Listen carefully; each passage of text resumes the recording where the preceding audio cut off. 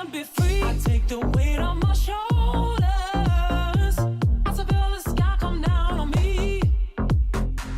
And I can't hold it much longer. Gotta let go so I can be free. Yeah, yeah. Oh, yeah. Yeah, yeah. What's up? FT Live. I like our guest list today. Scotty Braun, AJ Pierzynski, Erik Kratz, and then Jesse Rogers, 15 minutes away from joining us. AJ and Jesse are going to go one-on-one for 15 minutes on everything that Jesse has heard about the Chicago White Sox. Can't wait. Kratzy, I know you love to talk, but we're going to hit the mute button on you and me, okay? I'm just going to hold this down so nobody can hear me. See, Exactly. You can't even hear me. That's what I'm going to do. I'm just going to watch AJ's ears just start burning and smoke start coming out, and it's going to be great. I'm over it. I'm over it. Also, Kratzy, you can't do – I know you're funny, but you can't do that because then someone's going to send me an angry note on the podcast. Kratzy's mic went out for 3 seconds just now. Yeah, it's a joke, okay? Relax. It's not an angry note. They're excited. They're like, Kratzy's mic went out. Can we make that happen more? How do you do that? Do you have a button for that? Riley Greene at 2 o'clock Eastern, so about an hour away. Also, before that, we'll talk to Ryan Helsley during this hour of the St. Louis Cardinals. Greene, by the way, is on the Tigers, in case you have not been following the team that has not been in it for basically the entire year. Sorry, I mean, Riley's great. And Dexter McCleon Jr., son of Dexter. It's not McCleon, it's McCleon. I don't know. You're the guy who's supposed to tell me how to say stuff. Not football players. I don't know. Dexter's a baseball player. He's our perfect game player of the week. We'll get to him later. I know. I love that he's supposed to be a stud. He's like 6'2", like 200 pounds, like 13 years old. Unbelievable. I mean, that's what got me to quit seriously pursuing basketball. I mean, he's 13. He's under 14, and he's 6'2", 180. And he throws like 92 miles an hour. I played against a kid like that in basketball when I was 10 years old, and he was dunking. And I was like, on to broadcasting. On to charge the mound, because we're going to be a little tight today so we can get to all of our guests. Max Scherzer on the mound again for the Rangers. He was brilliant against the Oakland A's. 7 innings, 3 hits, a run, 2 walks, 6 strikeouts. What do you know? If you do things, you get rewarded. Not all the time, and you have to do the right things, and you have to also be realistic that you're a good team. The Rangers fit all of those categories. They kept adding pitching, and they've won 8 games in a row as they take down Oakland 6-1. Did Max get into beef with anyone? Just the umpire, but here's my thing. We're talking, before Max got traded, everyone's like, "Oh, Max is struggling, dude. He's 11-4 with like a 3.3 ERA. That's struggling for him. That's struggling for Max. 11-4. Keep on struggling. I'm not getting into I'm just saying, like, it's a different struggle for different levels, Kratzy. 11-4. I think it's either 3.3 or 3.8, but either way, I mean, 3.88. Whatever. That's high for him. Still 11. I want to see the 11. And he put up innings. Yeah, and he's just going out there, and he missed time a couple times. He got suspended, allegedly, unfairly. I mean, whatever you want to say. I mean, I will say this, though, okay? I love ERA plus, right? 100's league average. Yeah. So now with Texas in his 2 starts, 159. That's exceptional. Okay.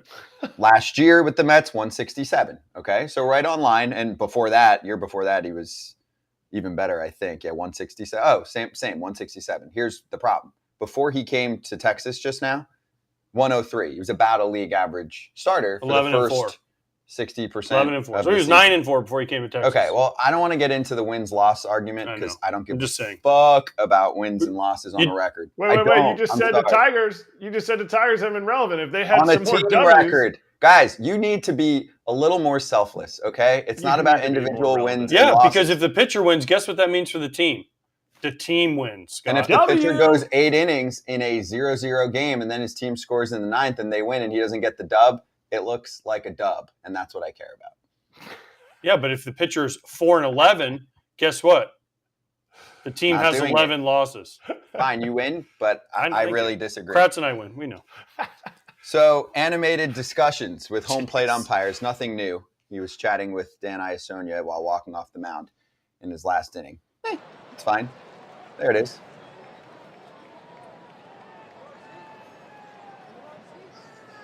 That's very mid from Max. That looks like an average day. We see him going 1 because Iasonia. Yeah. Why do you have to have such a hard name, Dan? Such a nice name. He's a nice guy, too. He's a really nice fellow. He's so nice. It's hard. Yeah, he's actually really nice. So, I've run into him. I ran into him randomly around here one day. He was having lunch, and I was like, "Hey, Dan." Sat and talked to me for a long time, but he was with his family. But what happened was Max. He told Max he got one more pitch, so Max was taking his time, and then the shot clock ran out, and Max was like, "Wait, I'm 1-0 on this guy." I mean, it didn't matter, but still. I'll read it. The tweet from Sanja Chen. When he was warming up for the 7th, Iasonia told him he had one more pitch. Scherzer threw it, but not before the pitch timer ran down, so he started the inning with an automatic ball. Is that bullshit? Yeah. Okay. No. Yeah, it is for me. I think Dan was trying to help him.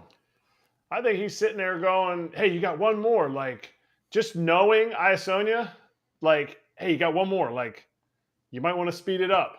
Like he probably has done for years before we even had the pitch clock. No, I'm saying it's crap because he told him one more, he threw one more, and then he still got pitch clock banged.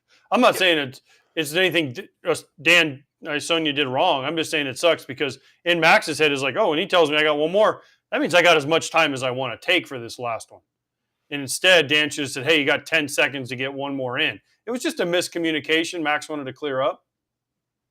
But guess what? We got a chance to maybe ask Max tomorrow. Is he coming out tomorrow? That's word on the street, possibly. Okay, let's go. Oh, last thing I'll shout out is not only did the Rangers add a lot of pitching, but also Corey Seager, OPS plus 188. I know he's been hurt like half the year, but when he's playing, wait, that stat matters. What you're a pick and chooser of a We should look at his individual. Are there wins for hitters? There should. Yeah, there is. It's called WAR. You know how Mike Trout wins MVP every year? It's on WAR. It's not the same. Wins above replacement. I want Corey Seager's record when he hits well, and then he carries that into the late stages. Let's make some bullshit stat for that too. Anyway, BSBLR Viral Hit of the week, because the story sweeping the nation, not just in sports, but in all of the world right now, is this. A free Kevin Brown chant at Camden Yards. It was awesome. That is awesome. You know what the best part was? Not only did it was on TBS too. Yes. So Brian Anderson, game, perfect. Brian timing. Anderson on TBS, boom, national game. Jeff Blum, boom, Astros broadcast. I don't know if the Orioles I'm sure the Orioles broadcast washed over it. Are you washed over it? There's a story out that the radio broadcast dumbed down the natural sound. It's called Nat Sound. I'm pretty sure they did that on the TV broadcast. I was watching MLB Big Inning last night, and they by accident went to the part where the Astros were roasting them, and they went right out of it. Abort! They're talking about the owner. The best is the other tweet. Can we show the other tweet though? That whoever Super 70s put out, that's the best one. The Astros beat the Orioles 7-6 last night. It's bad beat, by the way. We're going to get into that. In Maryland, I know, as a 50-2 O's victory with John Angelos slamming 4 homers and striking out 15. Incredible performance. I'll add, John Angelos is a unicorn. He is Shohei Ohtani. Yeah, but Shohei doesn't own a team. Right, so that's why John's even better. He doesn't yet. But there were great comments on BSBLR's post, of course. Like, your basic O's need a new owner, but give him a raise. Whole stadium got suspended was probably my favorite. There was people with signs too, like big signs. Free I saw that. I saw a kid walking around with the sign.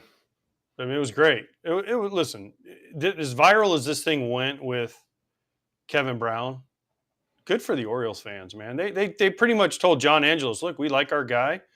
And what you did to him was wrong. Here's 40,000, I don't know how many, there was 35,000 people chanting free Kevin Brown.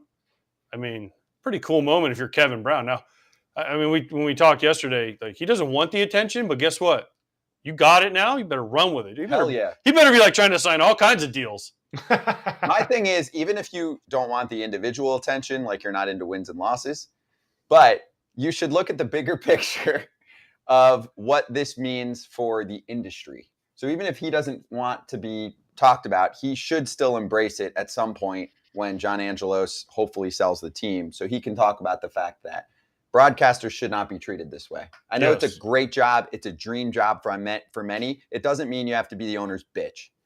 So enough of that shit. Like, that's what John Angelos basically told him. If you're not my bitch and you don't say everything the way I want it to be said, I'm going to sit your ass. No, enough. That should not be how it is. So he should just embrace that as part of his brethren, right? As part of his entire, whatever you want to call it, group of broadcasters, which doesn't have a union, of course, that all men and women broadcasters should be treated like human beings and not told every fucking word that's supposed to come out of their mouth. Right, Kratzy? Or just in any job. Just like that's Yeah. how you should treat people. Like, hey, if he had a problem with what he said, hey, go to him. But I don't know that it wasn't a suspendable offense. What I want to know is I want to put myself in John Angelo's shoes. Like, how does he feel if he actually is watching the games of his team that's really good and exciting to watch? What does he actually feel? Does he surround himself with people who are like, great job. Great job. You did the right thing. Yes. I know everybody on earth that knows about this is roasting you, but no, you're doing it. Like, he's got to feel bad. He's got to, he won't make a comment because he never says anything in the media. So he did. He spoke a ton in right around when the season was starting, saying, about the I'll show you the payroll. books. And about whole the thing. payroll. Obviously, he's like, next week, come to my office. All bullshit. But nobody showed up. He's Kendall How Roy come from nobody- Succession. He Hey, has how come no nobody soul. showed up? They all showed up. They wouldn't even invite him in. Dude, Yeah, look they at that didn't let story. him. We'll get Dan Connolly on because he was the one who was back and forth with him there. We'll get Dan at some point. So because the first time the Orioles just censored the Fire Kevin Brown chant, that was the radio broadcast. Let's see if we can hear it this time. Free Kevin Brown! Free Kevin Brown! Free Kevin Brown! Free Kevin Brown! Free Kevin Brown! Free Kevin Brown! Free Kevin Brown! Free Kevin Brown! Free Kevin Brown! Free Kevin Brown! To me, also, we know there's a degree of niceness on a broadcast when you're a team broadcaster, but it's going to be hard from a credibility standpoint for someone like me who's not an Orioles fan, right? I'm just a baseball fan. I flip around to games. Like, when I get the choice. Like, I could go to the Orioles or the Astros broadcast. Now, it's interesting for now just to see, like, how much they have to tiptoe around it. But in the future, especially if it's not, say, Kevin, for me to go to that broadcast, I'm going to be like, what are they really going to say? They're working for a guy that wants them to say everything is amazing. We win. You know, Everything is awesome. I don't want That's to hear exactly that. what I don't wanna thought of, I don't too. want to donate 4 hours of my life to that. You know. Everything is cool when you're on the Orioles. Everything is awesome. Listen, I'm happy. We talked about Kratzy. I'm proud of the fans. I'm proud this went viral as a guy that does broadcast, because I'll say this about, I've worked for Fox since 2011, basically. I mean, even when I was still playing, I was still doing stuff for Fox. They've never one time said, don't say this, don't say that. You do, obviously there's certain words and certain things you can't say that'll get you fired. Sure. You can say them once and then you get fired. So you get one. Yeah, you get one shot. F-bombs all day. Exactly. On Fox. But I get that. Yeah, but they've never said, like, don't talk about this. Mm-hmm. Don't. Now, when you talk to managers, as you know, when you do games, they'll say, hey, this is off the record. Different. Which is different. Totally different. Because then you say, okay, thank you. We can give the narrative of your team and the game without saying that, but that helps us form the narrative of your team. But the bosses, now they might call me today and say, hey, on your game on Saturday, don't say something, which would be pretty funny, but they won't. I mean, but they've never one time said, don't talk about this. Don't talk about that. Because if it happens, it's what's in front of us. You can't hide the camera. So if I'm on an Orioles broadcaster last night and they start chanting free Kevin Brown and you're Ben McDonald, I don't know who did the game, Ben McDonald or, Rick Dempsey used to do games for him or whoever. John Miller they brought back. I don't know. He was like, oh, he He didn't have orange blood in his veins. Yeah, except in the Giants where they won all those World Series. But yeah, you know what I'm saying? Like, if you're, you AJ, should acknowledge it as an Oriole. Now you're going to get fired. You're saying more than me. I know, because I did not live your life. I lived a different life for a while. Yeah, that's why you're not on Immaculate Grid. I was not told say whatever you want. Let me put it that way. One day in the book. Check out BSBLR on IG for incredible content on a daily basis. They hook us up with all this stuff, like this great post. And then also you can check out the BSBLR website to see their merch. Give that a look on socials. And it's time for our first poll question of the day. Scan the QR code. There it is, BSBLR.com. They've got this shirt that I'm wearing today. A little BSBLR action. I like this shirt. Don't You have one? You? I do? I think so. Where? Yeah, Yeah, you have one. You have one. Oh. I'll give it to you after the show. First poll question. Best fan base this year has been. And get creative in how you vote here. And you can also go other. Like I'll do a write-in candidate. The Phillies for how they treated Trey Turner over the past week. But Orioles, Reds, A's, Rays, watchstadium.com/foul territory, or scan that QR code on your screen. Jesse Rogers is a big man of the week in the reporting world for all of his work on the White Sox. We will talk to him next.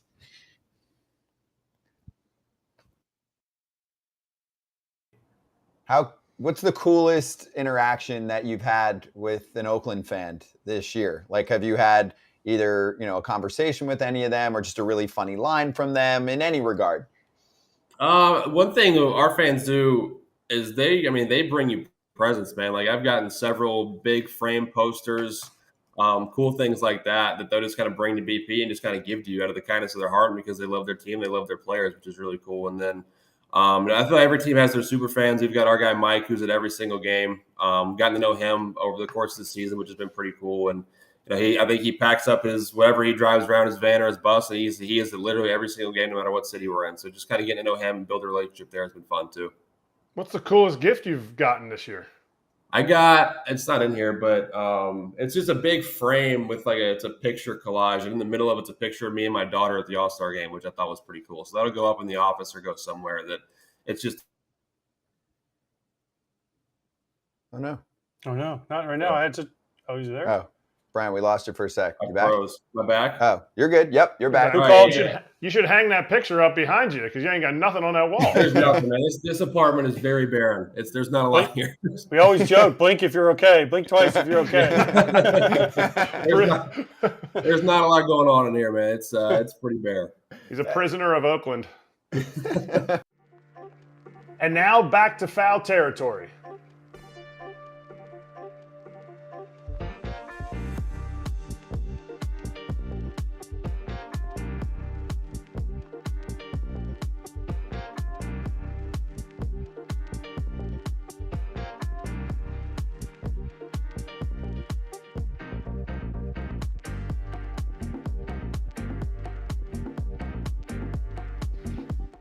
All right, let's run it with ESPN's Jesse Rogers. Jesse, great to have you on, dude. What a week for you. And we'll get to Kevin Brown too. Obviously, I want to get your take on that front. We just talked about it, but I would like to start with all of the headlines that you made, including the conversation with Keenan Middleton. He made the headlines. You did the reporting. So great to have you on, Jesse. And can you run us through your thoughts on the White Sox this week? Yeah, first of all, big fan of all you guys. AJ and I go way, way back, and he hasn't taken my head off yet, so glad to be with you guys. Mr. Cub himself here, Jesse Rogers. Mr. Cub himself. Stop. Here we go. Anyway, so look, Keenan said what he had to say, and people wonder why did he say it, and I just think he needed to get it off his chest. And I've heard from a bunch of former players since Sunday, since the story posted, and they're like, look, sunlight's the best disinfectant. This needed to get out there. And, this is something that's been brewing for a couple years. Even Rick Hahn admitted that the other day. So, if not now, when, right? The team bottomed out on the field. It's had its problems off the field. They've blown up this rebuild that didn't work. And I think people needed to hear this. And I think that was Middleton's motivation. It's not like the team did him wrong or anything. I just felt like he had to get it off his chest. And like I said, I've heard from a lot of players. You heard Lance Lynn on the record kind of, with you guys acknowledge it all. And so, it needed to be said, and this was the time to do it. But why Middleton? Why Keenan Middleton? Why was it him? Why wasn't it, I love Lance Lynn. Why wasn't it Lance Lynn? Why wasn't it Giolito? If this has been brewing for years, why hasn't it been fixed yet? And then also, when you saw Rick Hahn talk, what was he talking about with Middleton having problems in the clubhouse? If Middleton's the one given the comments that everyone says need to be said, what is Rick Hahn doing by saying, well, he also apologized for things he did in the clubhouse? Well, what the heck did he do in the clubhouse? He looks like he got traded and then called everyone out. Yeah, I don't know what he did in the clubhouse. It sounded like a one-off incident. I don't know what Rick's trying to spin here because they admitted to dysfunction. They admitted to a bad culture. So all Middleton did was provide some details and some context. Like, I truly feel like, AJ, and you might know better than I do, there are people in that organization, just like the former players, that are not upset this thing went public. I think they like the idea of sunlight being the disinfectant. And now that it's public, what do you do to change it? How do you address this thing? So I just feel like, yeah, why Middleton? I don't know. Because he's an outspoken guy. And who wants that kind of heat? Most players don't want it. I give Middleton credit. He didn't back down. I mean, they traveled to Chicago after he said those things. It's amazing. He's in town here where I'm based. And he had to, face the music, so to speak. And he stood by those comments. So I just feel like Lance Lynn, Joe Kelly, these guys probably don't want the heat. But I'm not going to name names to the guys that, told me privately that they were glad this happened. But you can guess who they are. It's a lot of former players over the last couple of years that are like, yeah, this was dysfunctional, and it predated Pedro Grifol, and apparently Grifol didn't help matters. So I'm not in the White Sox organization like AJ is, but I've heard so much about it. I've talked to players that have played there. I've talked to, even coaches that have coached there. Is there anybody in the front office that would step up like Keenan and say, look, this is dysfunctional from the top of our front office down, not just players? Like, the players get the trickle down effect of this. Right. Or right. Nobody will say that because nobody ever wants to get fired by Jerry, and that's really the only way you ever get fired. You're exactly right. I mean, I thought the most telling comment from Middleton was towards the end of the article when he said, I don't know, can we curse on this show? Please fucking curse. The shit rolls downhill. That, I thought that was really telling. And that's why I can't point everything at Pedro Grifol. He admits it predated him. Kenny and Jerry at the top, Kenny Williams, Jerry Reinsdorf, really have to think about things in a larger sense here. This isn't one player. This isn't one person. This isn't one manager. So, yeah, shit rolls downhill, I thought, was the most telling comment, because it makes it a bigger thing than just a malcontent here or there, which they have a few. But what you allow to happen at the top is going to trickle down to the players, as you said. So it is a bigger picture organizational thing they have to address. Has Pedro Grifol done anything right other than keep his job, in the sense of, like, he hasn't said anything wrong? Yeah, I mean, you heard his comments the other day. He's almost admitted to screwing up this thing from the beginning. And players have told me that he did not lay down the law in spring training, and that those guys that left for the WBC sort of impacted that whole idea of culture building.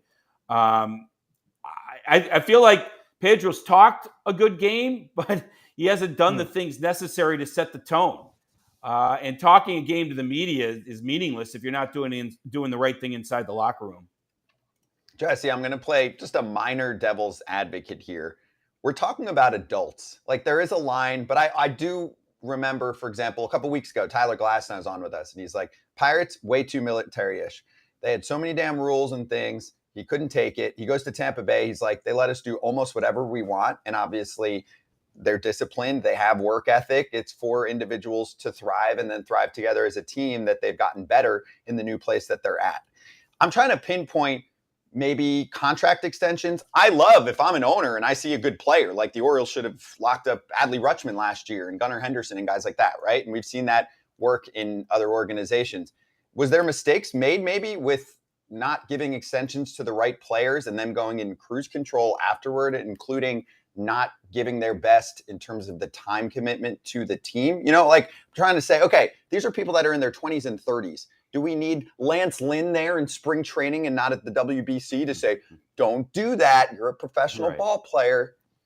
I think you're on to something. Okay, so this is my opinion, and I think this is a question that's going to go on in front offices more and more, especially with long-term deals being handed out. And the question is this: does this ultra-talented player love the game of baseball? Does he love to win as much as he hates to lose? Does he hate to lose as much as he loves to win? All these sort of, out in the atmosphere kind of questions that you can't measure with analytics need to be asked more and more. Did the White Sox have a Bryce Harper on this team? No. Do they have a Jose Ramirez on this team? Guys that will say, we are going in this direction and you are following me, or all hell's going to break loose in here. The answer is no. So to your question, they gave out extensions to guys that hadn't proven anything in baseball and hadn't proven that desire to be great, that desire to win, that desire to be there for their teammates. So the mistakes were made at that level.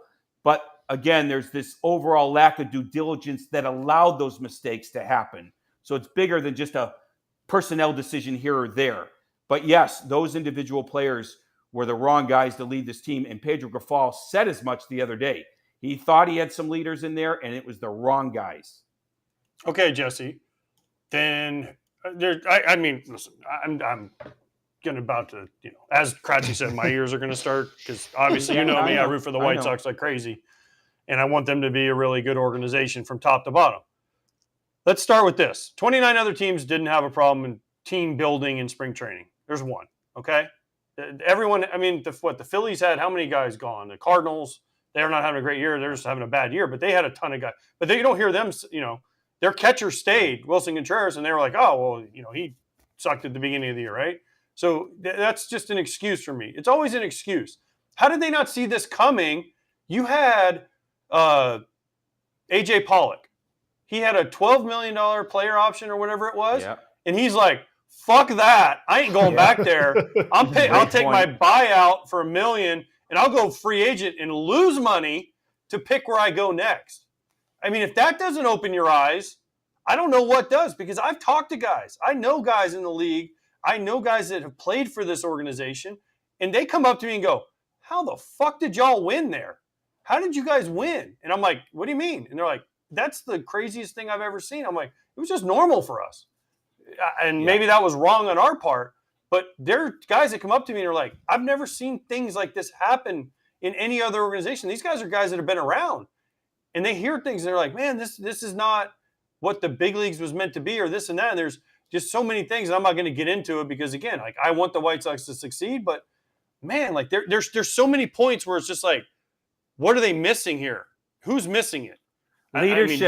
Leadership, AJ, at every level. And it really does start at the top.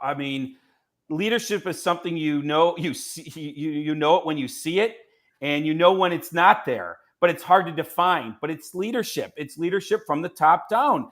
And look, I've known Jerry Reinsdorf as long as you have, and I just don't think he's as hands-on as he used to be. He's a lot older now. And so if there's no accountability starting at the top, how do you expect to get it in the locker room? And that's the answer. It's a fragile situation there. So anything that takes away from that culture could allow it to explode. So yeah, guys leave for the WBC. They hire a first-year manager who came from a losing organization, which, by the way, I like Pedro Grifol back in December, January when they hired him. But the facts are the facts. So you have these fragile things going on. The position player leadership, very fragile. Tim Anderson's whole situation, very fragile. So when you get off to a bad start, which Rick documented the other day talking to the media, all of a sudden you have nothing to fall back on. Yeah, and the bottom line is you learn more about individuals through adversity than you do success. That's why 21, okay, fine, terrible division. They win by 13 games. But as soon as adversity hit, they had no leadership to fall back on. That's the best way I can describe it. Okay, Jesse, they canceled Sox Fest this year. Why? Isn't that a point where you talk about disinfectant? The fans were coming. They were ready to ask the questions of free agency and trades and payroll and all these questions. And when the White Sox canceled, which I think they're the only team that did it. I may be wrong in that, but the reason was they didn't really have a reason. They're just like, we're not doing it this year. Yeah. Then you have the fight that happened a couple days ago, right? Yeah. Tim Anderson hasn't said a word. And I said on this show, you got to say something. Don't just let us try to figure out what happened. Give your side. And you were there, I think, in 2006 when Michael Barrett and I happened. Yeah, I was there. I was there, right? You guys asked me the questions. I gave you my answers. It's the best way to handle these things, I think. It goes back to this word accountability, right? Accountability comes with consequences. The consequence of getting into a fight like that is having to explain yourself along with the suspension. Like, this is professional sports. You get paid a lot of money. fans pay a lot of money to watch you play. They pay a lot of money for cable to watch you play. Like, they deserve an explanation sometimes. Most people, most organizations understand that. So I'm with you, AJ. It just doesn't make any sense. It really doesn't. The other day, Pedro Grifol was suspended. Charlie Montoya managed. I wasn't there, but Mike Tozar, the field coordinator, came out and spoke after the game instead of Charlie Montoya, a former manager. So there's just something weird in terms of accountability and leadership going on there that now is getting exposed in a very public manner, in part thanks to Keenan Middleton, but also because of how bad they were on the field. Like, something has to give. Someone needs to explain this, and it just really doesn't happen when it's supposed to. But finally, maybe it's happening because of what Middleton said publicly. Is Dallas Keuchel or Tony La Russa owed a large apology, public apology? Because they were crucified for Dallas for what he said and Tony for whatever it was that they felt like was his fault. Let me tell you something. On ESPN radio in Chicago all last year, I was screaming, this isn't all on Tony. Yes, he made some glaring mistakes. This isn't all on Tony. Every manager makes glaring mistakes. I said it all last year. I got to tell you a quick story I told last year. I was at a charity golf outing. I stayed on one hole to meet all the participants. 36 groups came by last year. And I swear to God, this is on the south side of Chicago, every single group wanted to talk about Tony La Russa and only Tony La Russa. Every single one. And now fast forward to this year, it wasn't all on Tony La Russa. Now, I think Tony made some mistakes. I think he bent over backwards a little bit too much to connect with today's player. So, okay, he made mistakes. Like I said, every manager makes mistakes. But you're exactly right. People like Keuchel, people like La Russa are owed an apology despite their struggles. Keuchel struggled on the mound. But those are two different things. You can make mistakes and struggle, but you can also be right about the culture. And, I do think they also missed Jose Abreu. Here's what I say. Jose Abreu and Tony La Russa were enough to keep an 81-81 team together. That's the best they could do with the culture problems. You remove them from the equation. Now there's no respect in that locker room, and you see what happens. Jesse, are you going to be at the golf outing on Monday? I'm not sure that I'm invited. I'm invited. I'm invited. Well, how are you not invited? You have a little bit more stature. I am going over there today. They're playing the Yankees. I'm going to go over there for the first time since Middleton's comments. I'm going to probably go say hi to Keenan and just check in with him because I'm sure he's had a rough couple days. But hopefully this is a good thing for the White Sox, AJ. You just said you're a fan. This is the thing that has to be exposed for change to happen. Otherwise, it just percolates under the surface and it continues there. So I think this is a good thing. And I guarantee you there are people within that White Sox organization that are happy that Keenan said these things, even if they won't admit it publicly. And I can tell you there's at least a half dozen former players that are thrilled that it happened. Jesse, what changes? Because I think and I know I'm going to be at the game on Sunday, and then I'm going to be in the golf outing on Monday this week. So I don't know if you're going to be there on Sunday, but I'd love to hear more about this privately.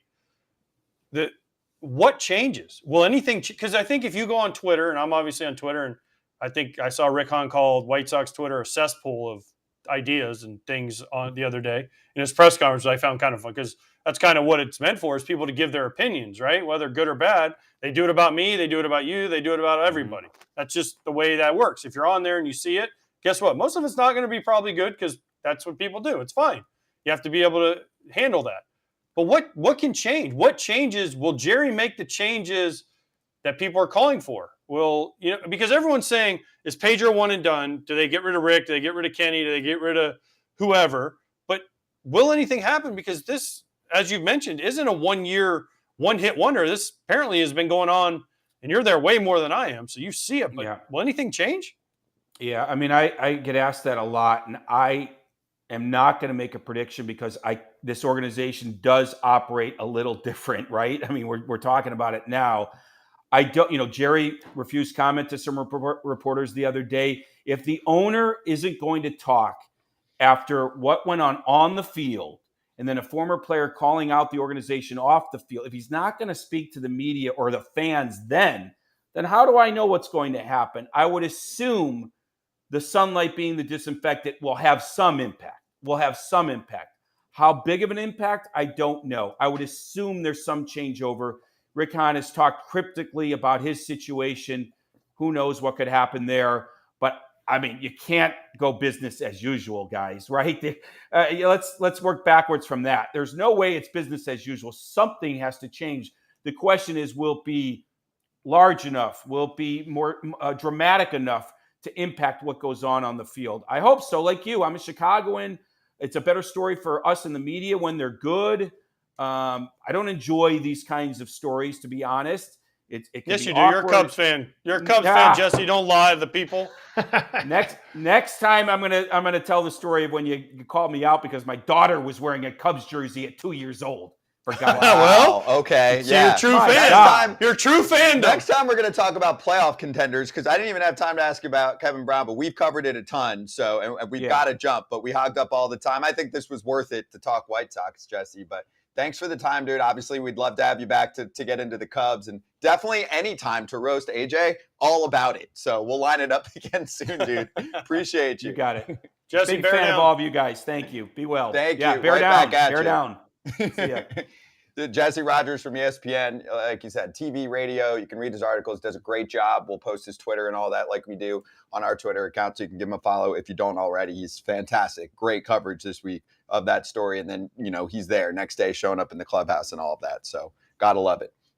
Let's swing aside and then come back with Ryan Helsley, reliever from the St. Louis Cardinals, joining us next on FT Live on Stadium. Be right back.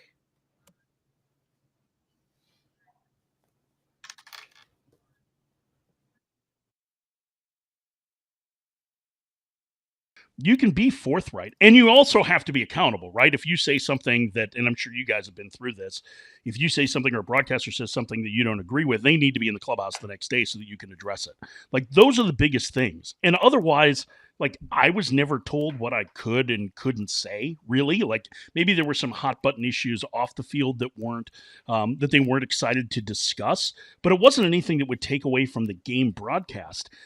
That level of, and quite frankly, this is censorship on the Orioles' part, is very, very rare, I think, on team broadcasts. I don't think that very often there are meetings between the PR staff or the communications staff or the broadcast director and their broadcasters about what can and can't be said, because in the end, you're calling a baseball game, right? Everything in baseball happens out in the open. We all see it. We all know what's happened. We all have the internet. We know what the history is.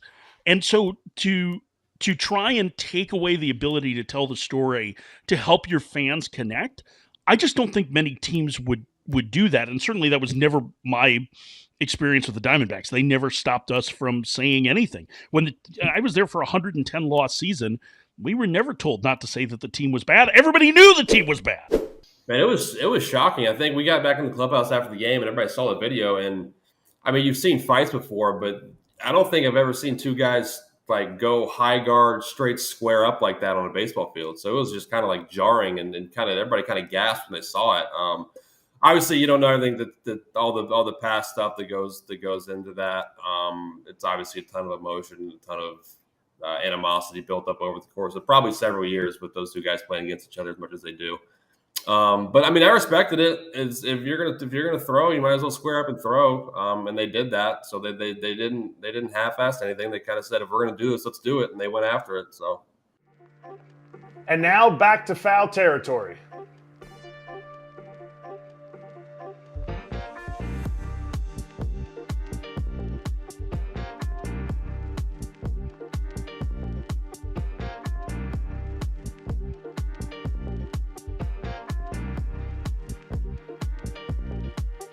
FT Live back with Ryan Helsley, our guy from the St. Louis Cardinals. Ryan, great to have you back on, dude. How you feeling? Hey, good to be back. Thanks for having me. Feeling good. I'm actually out on rehab assignment today in Springfield, Missouri. It's my second one. The first one went pretty good. So now just trying to get the frequency a little more, and hopefully the arm holds up well and responds well to the increased intensity. You're feeling pretty good? You hit 100 miles an hour 19 times. I told him before, I was like, I threw a live BP like a week ago and a few days before the outing, and I was like, I want to throw about 95 to 97, increase the velo a little bit, but not too much. I don't want to make a big jump. And then, just competing and being out there just kind of took over, and, it was coming out really well. So I think I'll take that. Did you apologize to the guys you were throwing live BP against? Like, that's demoralizing, bro. Like, you want to face live BP against some dude throwing like 89, 91, feeling it out. The cage is over, and you're just coming out here throwing BBs at guys. Yeah, I mean, it is what it is at this point. I'm trying to get back, and then kind of knew what they were signing up for. So, but it was good to be back out there. Hey, Ryan, when you threw this live BP, who caught it? Was it Poggi? Yeah, Poggi caught. Oh, I thought because Poggi's like their bullpen catcher. He's been there forever. I thought he would get in there and try to take hacks. That's what I wanted to know. If Poggi gets up there, he just blew his doors off and just told me, "Yeah, you might be this big, strong guy, Pogue, but I just blew your freaking doors off with 105." No, he was back there throwing down the signs. He was calling all the right pitches. We had a good tandem going. Do you have a gear, Ryan, where you could actually tell yourself, okay, I'm going to throw 20 pitches at 90 miles an hour or something like that? Or would it feel weird? Obviously, you can like soft talk. You know what I'm saying, though? I'm going to go 80%. Yeah, 95. Like where you're like, I can't help it. I mean, that's happened in spring training with some of the hard throwers where sometimes they're like, he's throwing too hard in his first start. And I'm like, but it's free and easy. It might feel weird if you try and tone it down too much. Yeah, it definitely is hard to try to control it, especially when you have your adrenaline going. In a bullpen, it's a lot easier, but during the game or any type of game setting, it's definitely way harder because you're out there competing. You're not thinking about, how hard you're trying to throw. You're just out there competing and trying to execute. All right, Ryan. So forget your arm and forget how you feel. What are you getting the boys for spread in Springfield? Like, I mean, what are we getting them here? Are we getting like steak and lobsters? I mean, what? I mean, so you gotta do it right.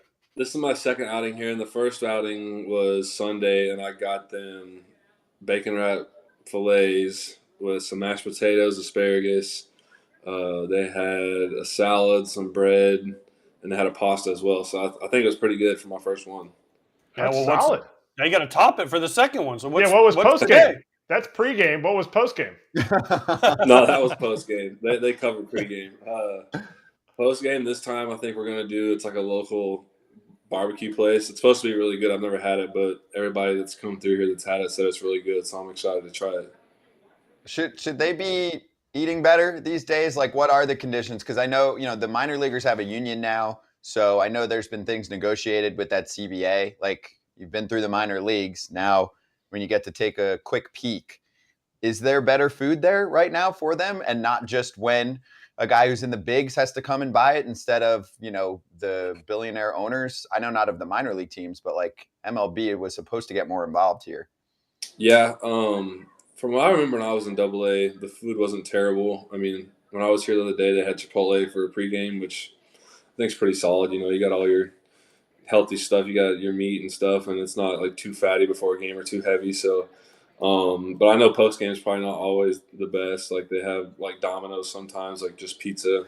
Guys aren't going to recover as well if they're just crushing pizza after a game. But I think it's better than it used to be. I think their budget's a little better.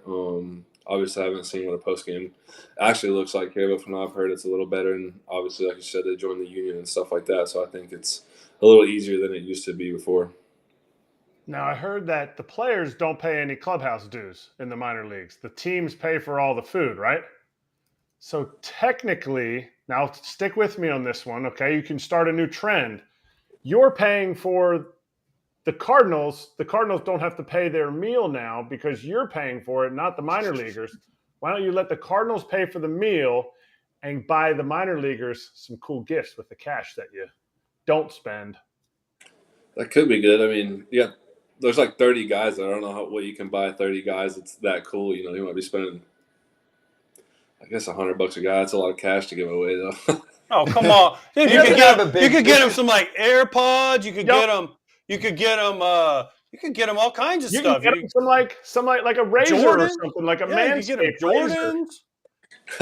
Hey, okay. So we used to have I don't know if this was even. We used to have a thing with the White Sox where we would have a player of the week or player of the month. And we did it for like 2 years, and you had to go and buy if you won, you had to go and buy everybody a gift card somewhere. So it was like everybody got $100 Best Buy, Nordstrom, wherever we were. It'd come in there, just be gift cards in your locker, and you're like, dang. So that's what I'm thinking, Ryan. Let's go. Yeah, like Macy's or something. Yeah. I'm gonna stick with the spread for now. It's probably cheaper, but You we're guys trying are here. also, though, No. like, this is his first year of ARB Oh, for okay. Ryan. Sometimes we've That's had true. guys on, and it's like they're deep into R, where they signed a big deal. Like I'll Ryan. get away. Ryan is not. Yeah, I Ryan mean- is not like super rich. Yeah, You He's gonna be, though. got guys on rehab that are making minimum, and it might be their first year on minimum too, and they're expected to spend, $1,500 or $2,000 on spread. That's a lot, that's a lot of money. Dude, the minimum's like $700K now. It's not like back when I came up, it was like 50,000. Okay, like let's slow our roll down here. It's like 700 now. And I always want to ask a closer this because and you've closed games. What's the moment that hits you when you walk out of the bullpen and they open the gate and you come running out and the adrenaline just goes, okay, this is it? Or when you get the ball and the first hitter steps in and then you're like, okay, here we go. Is it when you – because I always wonder, is it close? Because you guys come out and you're just, right? So when is that moment that it just hits you? I think for me, it's probably, when you step onto the field, and especially like in St. Louis, they have like the intro and stuff, so that kind of gets you a little extra pumped up.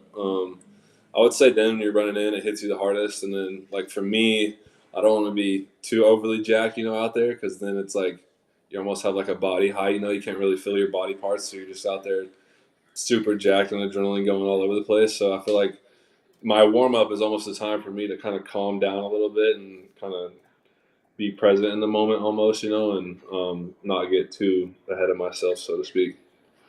All right. I'm sure you saw the TA and Jose Ramirez fight.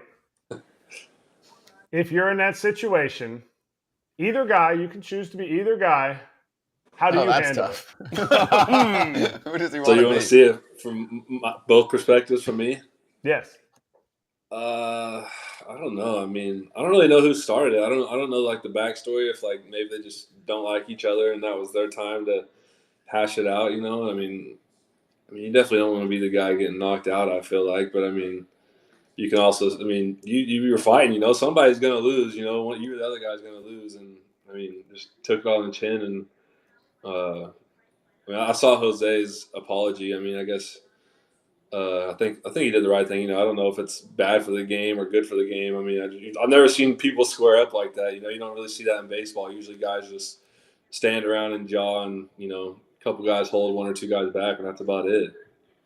So what if somebody charges the mound? What are you going to do? Like we had Ryan Yarborough on yesterday, and I assume nobody's ever charged the mound on you because you're an absolute monster. But are you squaring up? Are you going southpaw so you save the moneymaker right here? Or are you going glove throw? Are you kicking a man? Or are you running to center field? Definitely not running to center field. I mean, if somebody wants it, they're going to get it. I mean, at that point in time, it's a fight and it's not about the baseball game. I'm definitely going to defend myself. And it's going to be, until they get there and separate us, it's going to be going crazy. I like that. I like it. Yeah. He ain't running. No, obviously. But you were like all state in 3 states in football, weren't you? We talked about this? Yeah, I played football. I was like honorable mention all-state basketball and like honorable mention for football and baseball. I didn't get all-state for anything. Yeah, I think most people would probably say, I'm not going to charge this guy. So where were you, though, when you saw it? Because this was one of those ultra-viral moments. And even last time that this happened, really, we look at Bautista and Odor, where it's a real fight, a punch is landed. The world has changed a ton. Like, social media amplified. Everybody finds everything out instantly, almost like live, right? So we've had people on where they're like sitting with teammates, or Lance Lynn, what was that, yesterday, the day before, is on with us, and they knew that he played with him. So his Dodgers teammates were like, dude, you got to come in the clubhouse for a sec. You have to see this. So where were you? I was just sitting in my apartment, I think, and I was just scrolling through Twitter, and I saw it, and I was like, dang, these dudes actually really got after it. Had knockdown, drag-out fight, and, Jose just flung a right one right there, and he didn't even really square him up with his fist. It was like a slap almost. He caught him with, like, the front of his knuckle there, and I was like, dang, he must have just hit him just perfectly because he obviously, rung his bell really good. He shell shocked him is what he did. He Yeah, he did. literally shell shocked him. All right, Yeah. did you see Aaron Boone the other day? Yeah. Okay. Did you ever see Ollie Yeah. That cracks me up. I die laughing every time I see it on Twitter. I mean, there's so many good memes and GIFs and all that about it. But can you ever see Ollie Marmol running out there and doing that? I don't know. I mean, maybe if he gets fired. If him and how about this? If CB did it, if CB Buckner did it, would that be the guy that Ollie would run out there and get? That'd probably be the one to set him over the top. Yeah, because they just have had their beef from last year and in spring training too. So that might be the one that gets him going, and you might see that reaction out of him. I love it. Do you get fired up from that? If you see Ollie get booted from a game, does that do anything for you? I don't know. I mean, you're in the bullpen. You're 400 feet away in the bullpen, so you're not really feeling the energy, I guess, unless the crowd's getting fired up with them too. I don't know. Either way, I don't think it really matters either way. I mean, last year when we had with the Mets our scuffle, we sprinted in twice, and I had to pitch the next inning, so I was still out of breath from doing that. So I don't think that stuff really has any effect, honestly. No, that's fair. Hey, Ryan, great catching up with you, dude. Can't wait to see you back up in the bigs. Enjoy the spread. Keep throwing a hundo in the minors. We'll see you again, next time we talk to you in the bigs. Sounds good, y'all. Appreciate it. Cheers. Thank you, Ryan. Ryan Helsley from the St. Louis Cardinals with us on FT Live, swinging back on Stadium to go through our picks. And then still in hour number 2, we talked to Dexter McCleon Jr. and Riley Greene of the Tigers is having a great year. As an organization, you have to push forward. You have to go not all in at the deadline. No one really goes all in except the Angels. We see how that's worked out. But make a push. And they have not done that under Chaim Bloom, who took over before the 2020 season. 2020, of course, the pandemic year, you throw it out. The Red Sox were not a good team anyway. 21, they obviously went to the ALCS, but at the deadline, yes, they acquired Schwarber, but they didn't make a big push because they didn't feel their farm system was strong enough, and it was an extreme seller's market. Last year, they kind of went halfway on selling, bought a little bit. It was a weird deal. They sold Christian Vasquez, traded him, and then did not follow that up by trading Evaldi and JD Martinez, which could have gotten them under the luxury tax threshold. So what are you doing?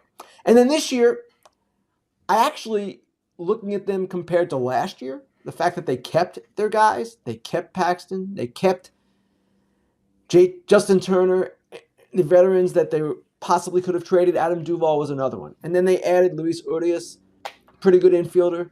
Okay, they were not in a great position of strength, 25% chance of making the postseason.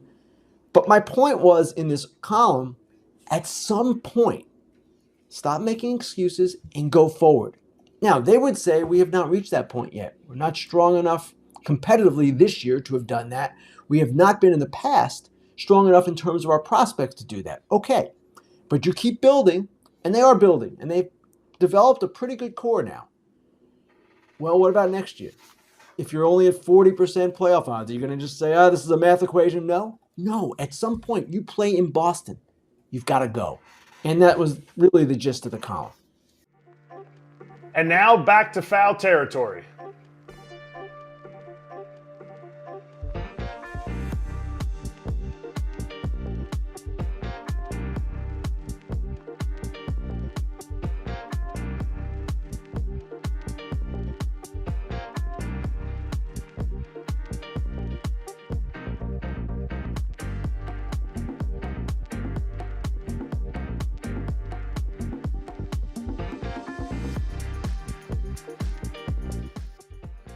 We're back, closing up the poll. So the fan base that stood out this year so far, it looks like it's pretty close between Oakland and other for best fan base this season. I give a lot of credit to Oakland. I'm sure there's some going, Philly fans or other write-in candidates. So good stuff there. Those two back and forth.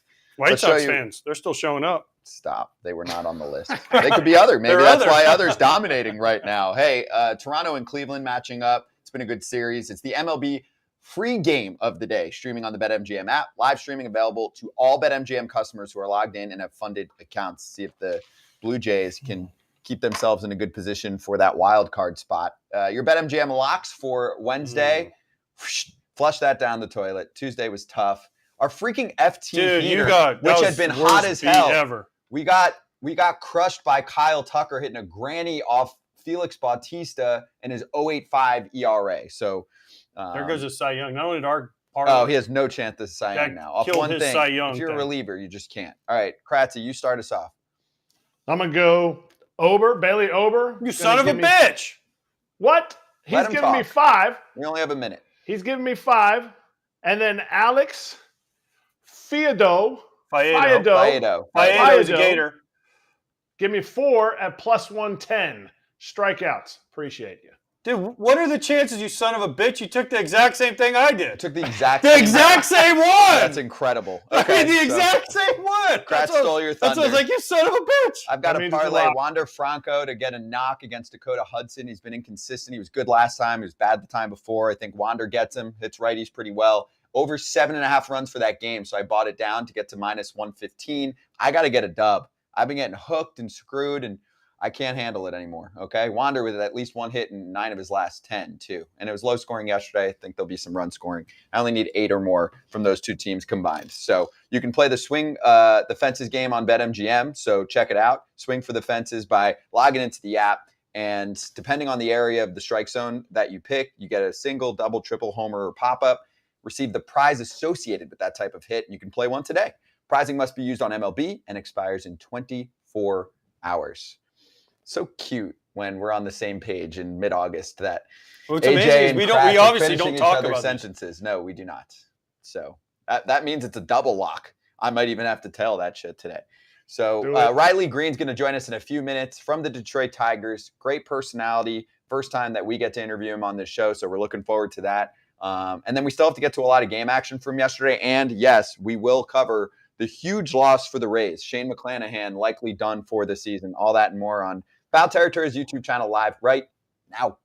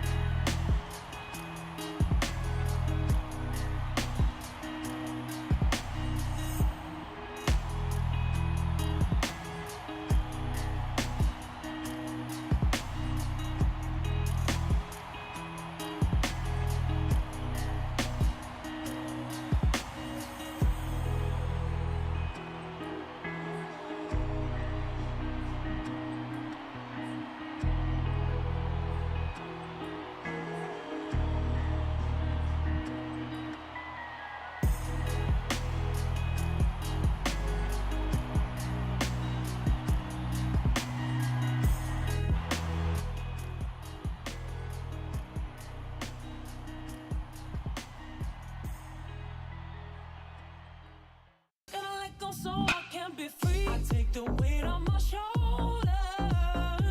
I feel the sky come down on me, and I can't hold it much longer. Gotta let go so I can be free. Yeah, yeah. Oh, yeah. Yeah, yeah. Oh, yeah. How we doing? Foul Territory Live, Braun, Pierzynski, Kratz, and Riley Greene from the Tigers joining us soon. We didn't get to this yet. We got to do it. Shane McClanahan is likely done for the rest of the season. It sounds like it could be a Tommy John surgery situation. He throws hard with effort. Anytime you hear forearm yeah, strain or forearm, it usually leads to Tommy. It's very rare. Right, Kratzy? Whenever you would always hear forearm strain, and always the next step was, they tried to rehab, then they have Tommy John. PRP almost I mean, if you remember Liam Hendricks, forearm strain, and he just had it was another weird White Sox thing. They never announced it. He just showed up, was like, I had Tommy John yesterday. And they're like, wait, what? No one knew. So, but whenever you hear forearm, that's usually Tommy John. It sucks, man. It sucks. But not always, but a lot. No, I mean, especially when you say a lot of times that's what happens. But you brought up Liam. I was texting with Liam after surgery, and he actually found out he had a partial tear in 08 already. So he was playing through all of that whole time with it. So it's possible, but you're right. When you hear the forearm strain or flexor tendon, it really just depends on the time of year, especially when you have a younger guy. McClenahan's still a younger guy. They're sitting there going, well, you don't have to do surgery right away. Like, let's see if we can kind of rehab this, but it's never good. Never. Andrew Painter had that for the Phillies. Remember, we all knew that was coming in spring training. And then you fast forward, he just recently had it. So he's knocked out for basically 2 years now.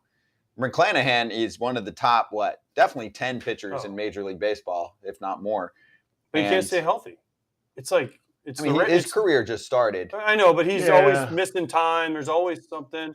And then the other thing is, the only guy I can remember that needed Tommy John and didn't have it was Tanaka, right? Tanaka was the one guy. Remember, people were like, "Oh, it's going to happen." And he's like, "No." He just kept pitching. It was nasty. Yeah. So it sucks for the Rays. We can talk about it more in a little bit because Jeffrey Springs and Drew Rasmussen have been out, so their rotation has been rocked. They still got a few great guys at the top. Let's get to our next guest on FT Live. Riley Greene from the Detroit Tigers is ready to roll. Riley, great to have you on for the first time here, man. How you doing? I'm good. How are you guys? Really good. We had your boy Torque on during spring training. It was actually one of our first guests ever on the show before it went viral. You were his roommate in spring training, right? Correct. Yeah, it was me, Torque, and Parker Meadows in the same house. How was that? Oh, it was almost like a frat house. I feel like there was just like there's just always stuff going on, people coming over, and it was just like, man, I just want to go to bed. I got to wake up at 5 o'clock for a spring game. So yeah. And good video game action going on there, I think, right? Isn't Torque a big gamer? A little bit. He'll hop on a lot. Parker Meadows is a huge gamer, though. Huge gamer. Who made it a frat house? Like, who would be the most fratty of the three of you? Oh, definitely Torque. Definitely Torque.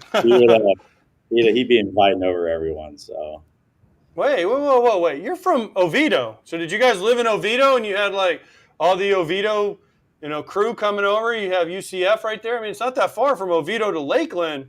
You guys could have just stayed, Riley might have had a place in Oviedo. How far away? Because it's an hour maybe to Lakeland. International show. People have maybe an hour. I mean, Oviedo is just where UCF is, which is not far from here.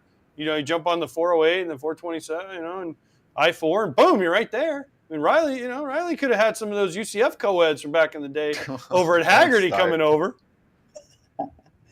Yeah, I mean, I told them all to stay in Oviedo. So I was like, no one's allowed to come over. It's work time, so. Okay, that's smart.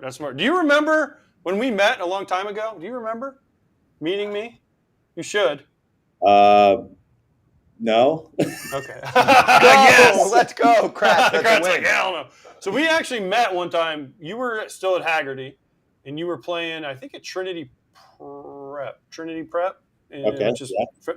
And a scout buddy of mine was like, hey, I want you to meet this kid. And my son was playing middle school baseball. So I think he was in 6th grade. And you guys were playing after our game was over. And they introduced, obviously you were in high school. You were like, who's this? Riley missed most of your career. He's like, who's this douche? Yeah, he had no idea. It was fine. Riley was born in 2000. Yeah, I know. So I'm just saying we have. Yeah, but high school 4 years ago, like AJ, I'm kidding. I'm just making AJ feel old. You didn't make a blip on his radar, Riley. He was game prep. He had a big game against Trinity the Preppers, and he was ready to go. God, that felt like forever ago. So. See, that was 4 years. I know, and it feels like it's been like 20. Been through a lot. He grinded it through the minor leagues, Kratz, for all those years. Oh yeah, for the 1.5 seasons that he didn't spend at the alt site. Come on. That's right. You were at the alt site, dude. At what age were you? 19? 19, 20, I think. Wow. I turned 20 at the alt site. Okay. Wait, where was the Tigers alt site? Toledo. AAA. Oh, okay. I was going to say, dude, he's living the life. It's in Lakeland. If they had their alt site in Lakeland, he lives. I know, but I'm like, man, this dude's living the minor league dream. He's living at home. Yeah, right near your home. Gosh, he's been blessed. Hey, my thing on that for a sec is some front offices, GMs, right, will say, oh, well, we had a lost year for our prospect, right, which definitely was the case with some. Could you make the case that it was just as, if not more helpful for you to actually be swinging around with major leaguers at a time when you wouldn't have otherwise? Yeah, so I always tell people that the alt site was probably the best thing for my career. I learned so many different things there, just from being the guys that have been in the big leagues. They've been in the big leagues for a while. Just picking brains. Learning different things, learning how to develop a routine. Because I feel like in our profession, like a routine is one of the big things that you need. And going into that, I had no clue of a routine. I would just go into the cage. I would hit, just take whatever 30, 40 swings without any meaning, and then just go into the game. And without that, I feel like I wouldn't be as smart or as good of a hitter as if I didn't go. Who was that guy for you? Was it a coach? Was it a player? It was a bunch of different guys. Jake Rogers, now he was there. He's awesome. He's one of my favorite guys, and he would just kind of tell us just different things about the big leagues and stuff like that. Jeff Branson, he was our hitting coordinator, still is. Brando. Brando. Yeah, he. Such a smart guy, such a really good dude, and he was my guy to go to when I needed things, and he kind of still is. So what did they teach you? Give me, besides having a better routine, but what were some of the things they taught you that you would tell other people or tell kids still at Haggerty? Just kind of what to expect. You come into a season in the big leagues. Like last year for me, I came in and I had no clue what to expect. Like I was asking so many questions, things like that. And I feel like being at the alt site, like those guys would just say things without even knowing what they're saying, like about what's happening here. Like, getting on a plane, whatever. Like I didn't even know that we flew private. I was like, oh, like, are we going to have to go to the airport and, check in every single time? Like I had no clue. So just learning all those different things really, really helped me. Hey, are you superstitious? Because I know, what was it, last year or the year before, you had that 2-homer game. Was that in the minors, and then you slept with your bat? No, I was down bad. I was kind of going through it a little bit, and I needed to switch something up, and I brought my bat home and, just laid it next to my bed. And for some reason, I don't know why I did it, but I did it. And then the next day, like I came in, got a couple hits, I think hit a homer. And then like for the rest of the week, I had a really, really good week. That's the only time I've ever slept with my bat. But, I feel like we'll do things when we're kind of down bad just to get things rolling. So would you do it again? Would you sleep with your bat again? I would definitely do it again. I would definitely do it again if it came down to it. But I really hope it doesn't come down to it. But it probably will. It's baseball. But you never know. We have a superstitious specialist sitting right next to you. Yeah. So listen, do your other bats get jealous of the one you took home? Because there's what happens if you break that bat or the other one's mad at you? And then Doug Minkiewicz, Riley before his time, Scott and Erik know who he is, old guy like me. He used to take his bats home if he wasn't getting hits. He put them in the corner of his apartment. Like put him in timeout? Yeah, he'd put them in the corner and be like, you guys get better if you want to get out of the corner. I don't know that he ever slept with the bats, but he would bring them home and put them in the corner. I never did that. So I like that. I like that idea. That's smart. Hey, listen, Riley, whatever it takes to get hits and hit homers, you do whatever you got to do. We had a thing in AA where we would, if we weren't hitting well as a team, we would take all the bats, put them in a big circle in the clubhouse, and then we would put a banana in the middle of all of them. And for some reason, the next day we would come out and score like 10 runs. So for some reason, it would always work, and we just kept doing it every single day. That's some voodoo shit. Yeah, see? Yeah. Joe Boo stuff right there. Did you eat the banana? No, No, it was usually like an old banana. I don't know. The old bananas worked better than the newer ones for some reason. I don't know. That's some major league stuff. Dude, there. they tried this a lot. If he knows old bananas work better than new bananas. Yeah. This wasn't like a one-time thing they were doing. And in Erie, everybody rakes in Erie. Like, Yeah, I very think you true. just got to hit in Erie. Very true. That park's one of my favorite parks to hit in, that's for sure. Not in April. No, not in April. How many balls did you hit into that gym in left field in Erie? I hit a few, but there were a few where I kind of just poked it, and since it's so short there that it would just sneak over every time.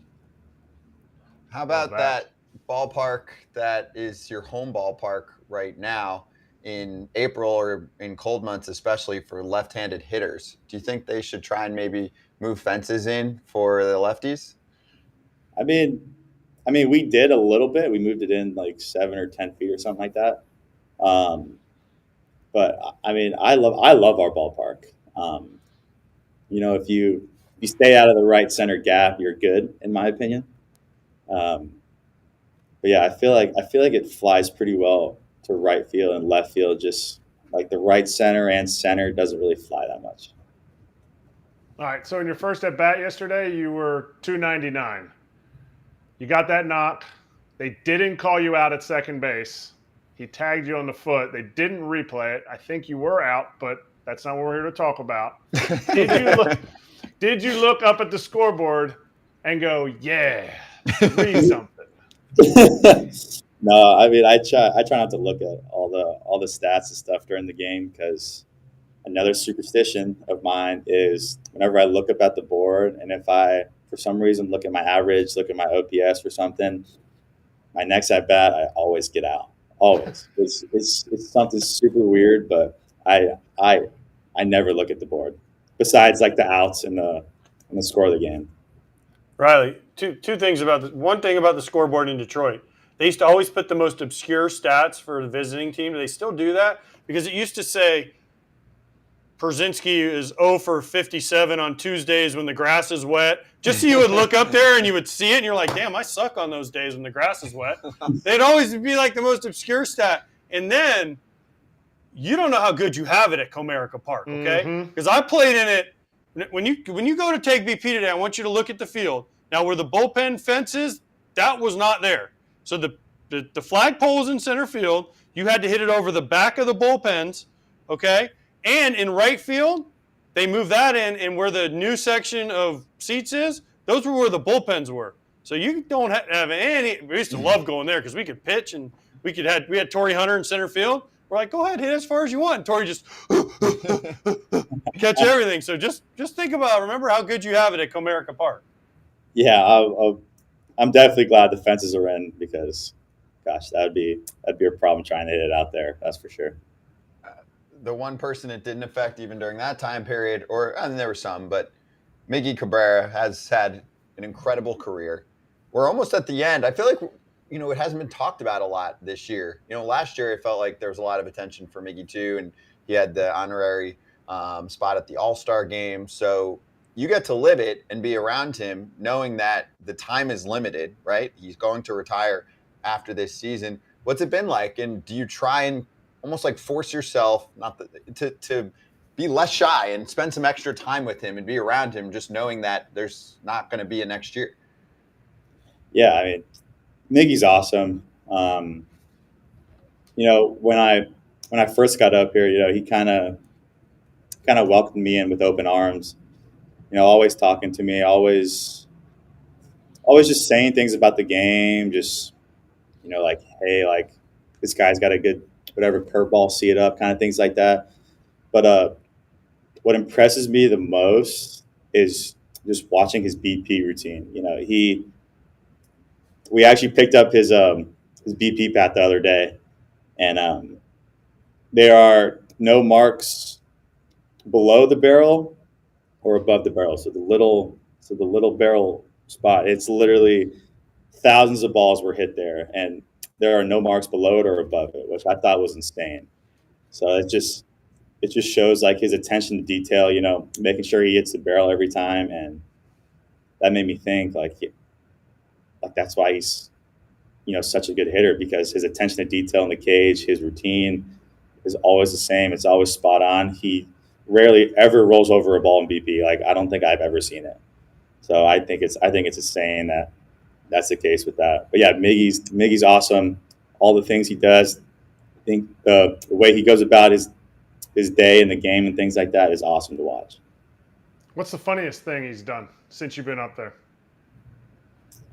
Oh, there was not talking about myself. I'm not trying to talk about myself, but there was a Riley Greene bucket hat day, and it was a green hat that said like Green 31 on it, and Miggy was wearing it in the clubhouse, and they had a camera on him, and he was wearing it, and he was like, "Yeah, like I want to go on the lake after we win today." It was a whole thing. It's like it's all over social media and things like that. But I thought it was hilarious. I haven't seen that. I got to check that Yeah, out. I got to look for that. Yeah. I mean, this bucket hat thing. I mean, was he like, damn, they didn't make a bucket hat for me. I won the Triple Crown one year. That's true. But they weren't as in style when No, that's also true. he was man. in his prime. True. You're right. They're kind of coming back right now. Yes? I mean, Riley, I mean, you're way younger than all of us at this point. So bucket hats, yay or nay? Nah, I'm kind of off them. I don't really wear them that much. Well, dude, now, I mean, obviously your early career, but like later in career, he could say, hey, marketing team, instead of bucket hats, let's do blank. So what would that be? Like, what should be the marketing promo for you in the future that you think would be cool, where you're like, I'd actually keep that and wear that or use that regularly? I don't know, maybe a shirt or something. I don't really know. Shirt, Sleeveless? shades, Tank top? Definitely sleeveless. Have to go sleeveless. Wear it in the gym before we go out to the field. Sun's out, guns out. Hey, we had Torkelson on before, and he said, well, we asked him, who's a better athlete, you or him? What do you think his answer was? I mean, I'm going to say me. But who can win in golf? Oh, him, 100%. I'm terrible at golf. I show up for the good vibes and just to hang out. I'm not the best golfer. That's for sure.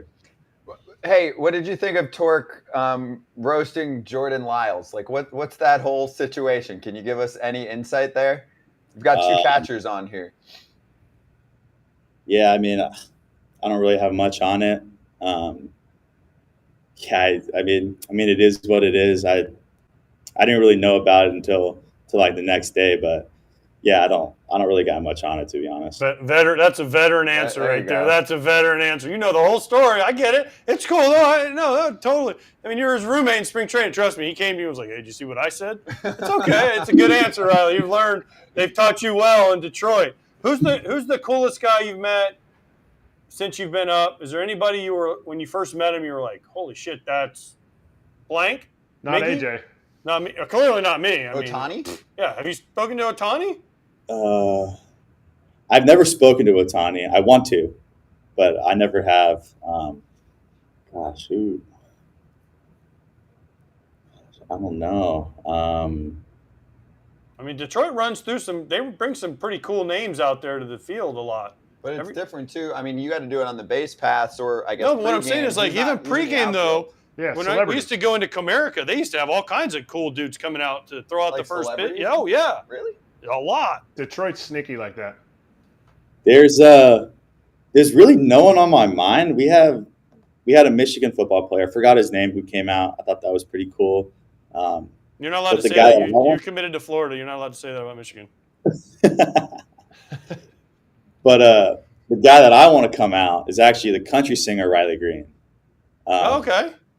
Yeah, that's why I want to come out and meet and see him throw a first pitch.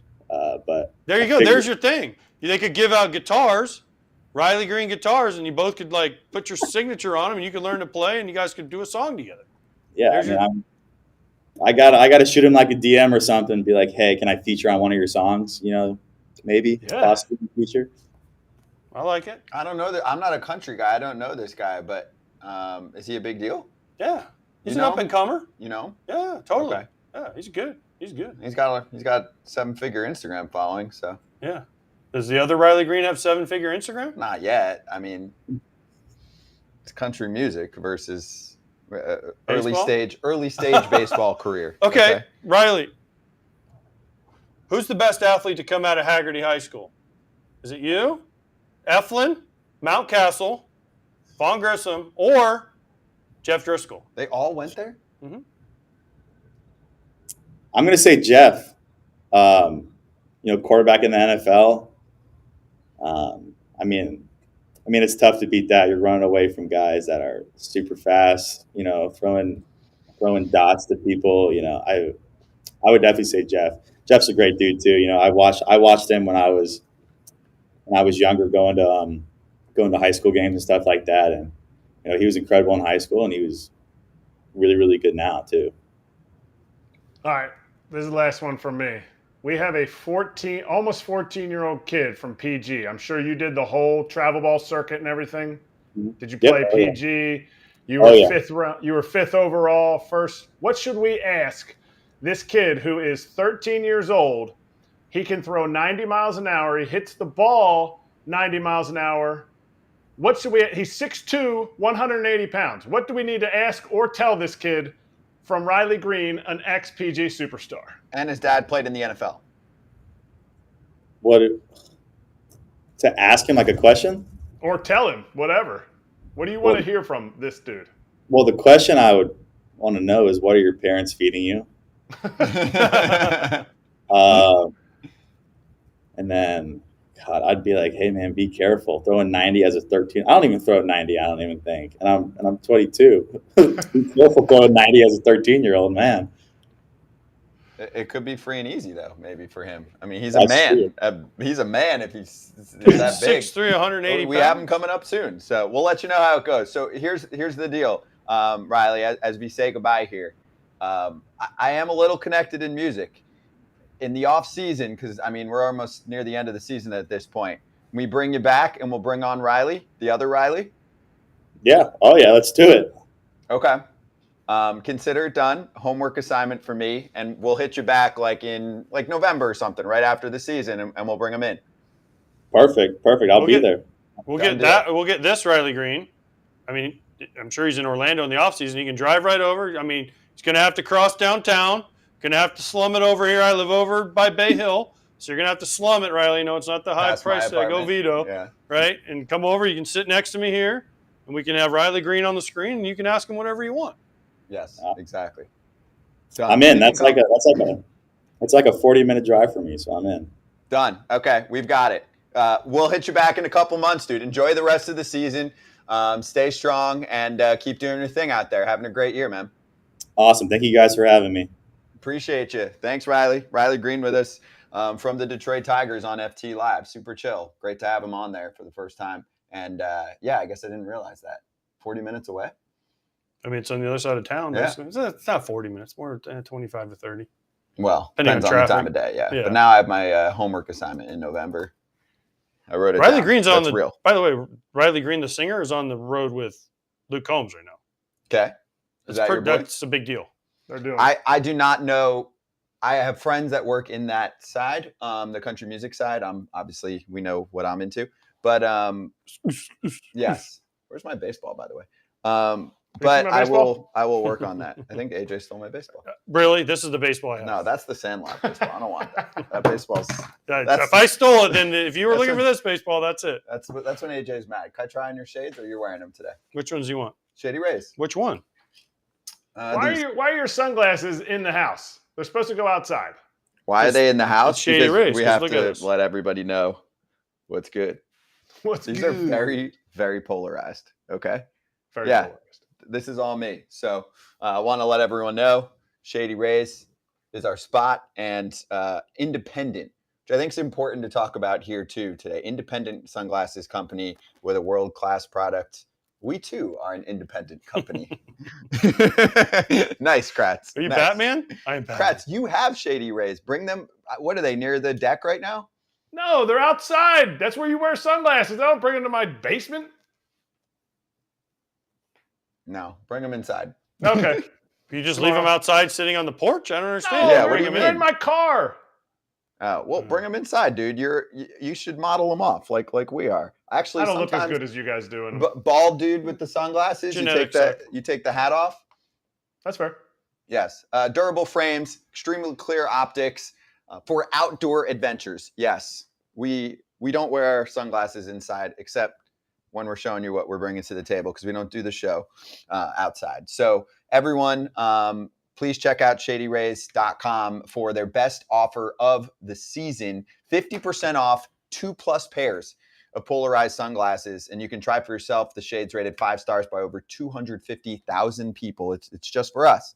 You use the code FOUL, FOUL, all caps. They're incredible, and they are not going to have you break the bank. And of course, as I always mention, if you don't love them, you can exchange for a new pair or return them for free.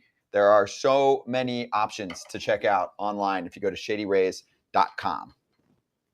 In the weeds, I wanted to get to, there we go. I wanted to find the Cubs in the weeds with Jesse Rogers, but you guys just can't stop talking about the White Sox because Jesse also covers the Cubs. By the way, if you missed that combo, it's really good. You can backtrack after the show's done. But the Chicago Cubs are in a wild card seat. Okay, here's my thing about that. They're 59-55, and good for the Cubs. Honestly, people are going to say, "Oh, you're just," but no, good for the Cubs. It just shows you the National League is not. I mean, the Braves and the Dodgers, and then it's kind of a mishmash of crapola because there's not another really good team in that mix. And the Cubs have played great. David Ross and everyone else there that have done, and the way they pitch Justin Steele and what they've done as a team. Swanson's come back, been hot. Cody Bellinger, way to go, dude. You're going to get freaking paid this offseason. But, man, good for them. Good for where they're at. Way to make a comeback. And forget the wild card. They got a shot at the division because guess what? Nobody in the Central can win a game other than the Cubs at the moment. I mean, the Brewers keep finding ways to lose. The Reds are struggle bus right now. So it's good for the Cubs. And you know what else is good for the Cubs? We all kind of said, why didn't they sell? Well, now we know why. Because they got a chance to go to the postseason and make a lot of people happy. And they were right. No. Yeah. No, I mean, I was just going to say that the Cubs are really hot and maybe not sustained hot.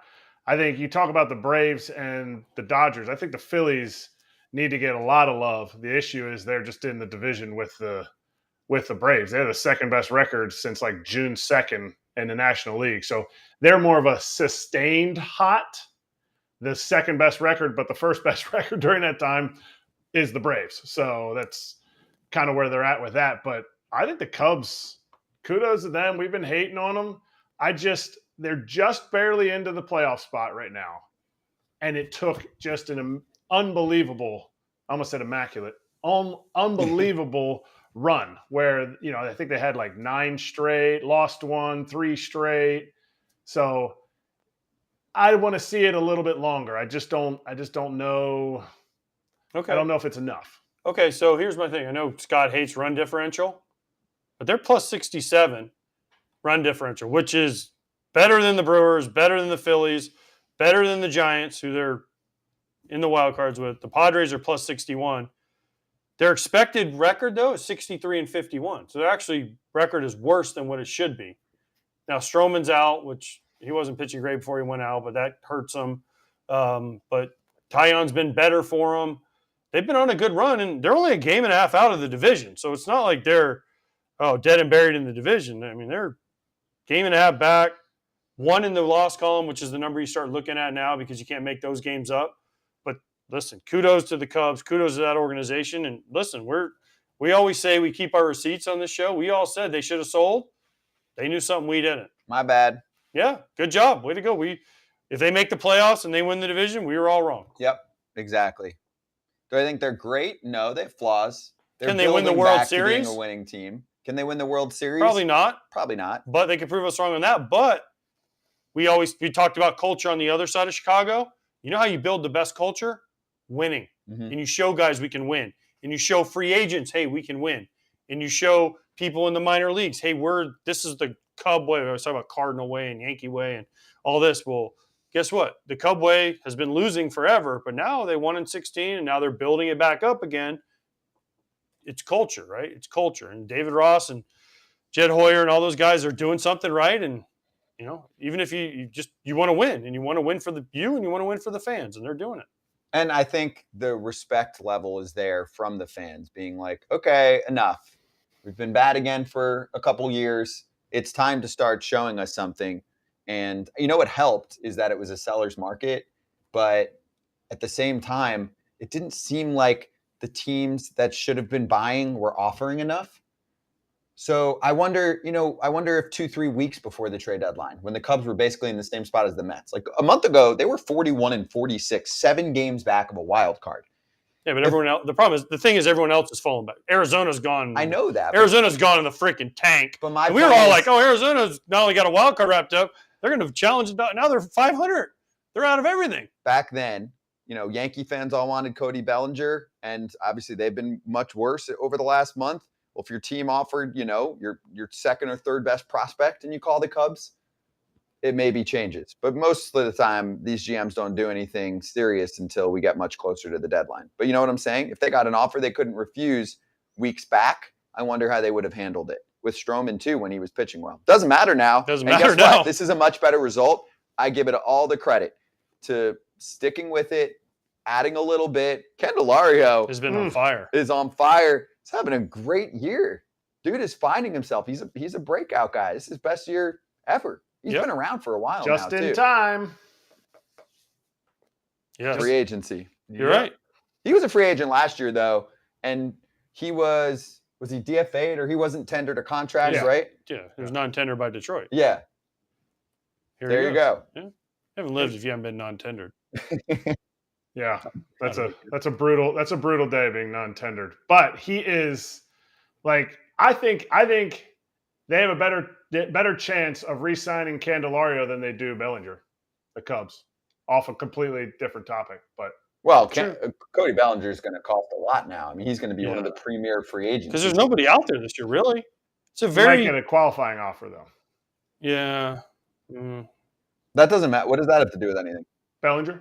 That's not going to hold back one of the top position players available from signing a big contract. There's not a ton, especially pitching. I mean, pitching's very weak besides Ohtani, but it's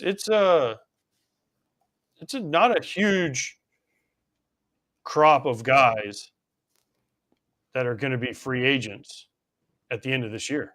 I don't think. I've got a list to run through. No, for a while we were like, oh, it's not a great pitching list. It's a decent pitching list. I mean, it's not. Urias pitched well again yesterday, actually. He's going to get paid. I know he's had a tough year. Talking about Julio Urias, take you to the Dodgers for a sec. Because the Dodgers have won 7 of 8. There were a lot of people counting them out, too. Who? Oh, yeah. The Dodgers. Who was counting the Dodgers out? There were plenty of people counting them out. Since when? Since the beginning of the season or 10 years ago since they've been winning the division? No, this year. I didn't, but I'll bring someone up because she would say it, and she's a straight shooter. She was one of my favorite guests on the show, and I listened to her pod. Hannah Kaiser, who we had on. Do you remember? I don't know if I remember. You guys were both on. Saw her at the All-Star game. Yeah, Hannah's great. And one of her recent pods, she was saying earlier in the year, she said she didn't know if the Dodgers were going to be a playoff contender, and she's like, I'll eat that. And then even much more recently, she was like, I don't think they're winning the division.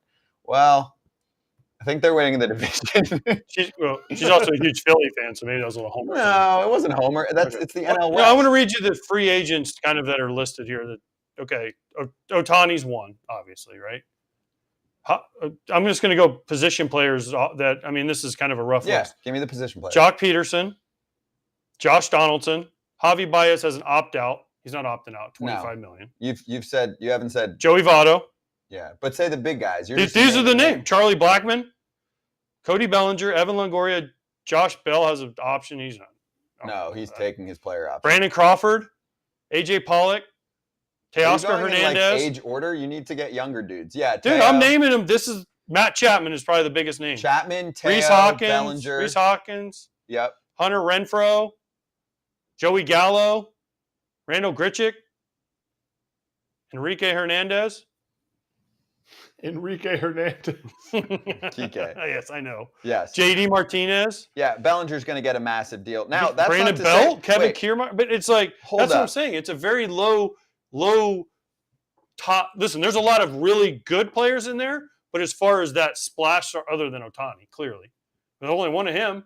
He's only signed in one place. Cubs don't have a big-ass payroll right now. Why can't they keep Bellinger? They can. They should be competing with any other ball club for players, and you just had him for a year. You'll get to see how much they really like him because they can afford him. 1,000,000%. So They also can afford Ohtani. I know that, but you can't totally make that call. Ohtani's going to make that call. You can, I think if you offer Cody Bellinger the most money, it seems like he's had a blast there, he would play there every summer for a long time. So that'll be the next pressure meter on the Cubs front office and really ownership to see if they're going to spend like that. Right? Mm-hmm. Stroman, too. They could afford both of them if they want to bring them back. Yeah, we'll see. They on could also Stroman. bring They back didn't offer Javi him a Baez for contract, and old Stroh timers. now is hurt and has tailed off a bit. So I think Bellinger is a better chance of staying than Stroman. Okay. Do you have to keep Bellinger motivated? I don't know him well enough. Yeah, I can't speak on that. You're saying because he's kind of laid back and chill kind of guy. I don't know if that, like I don't his know. demeanor. Just more his demeanor. I don't know. I would have loved to seen him in a playoff chase, and now we get to see it. So He's been in playoff chases his whole career. that's what I mean. And he was huge. He's an NLCS MVP.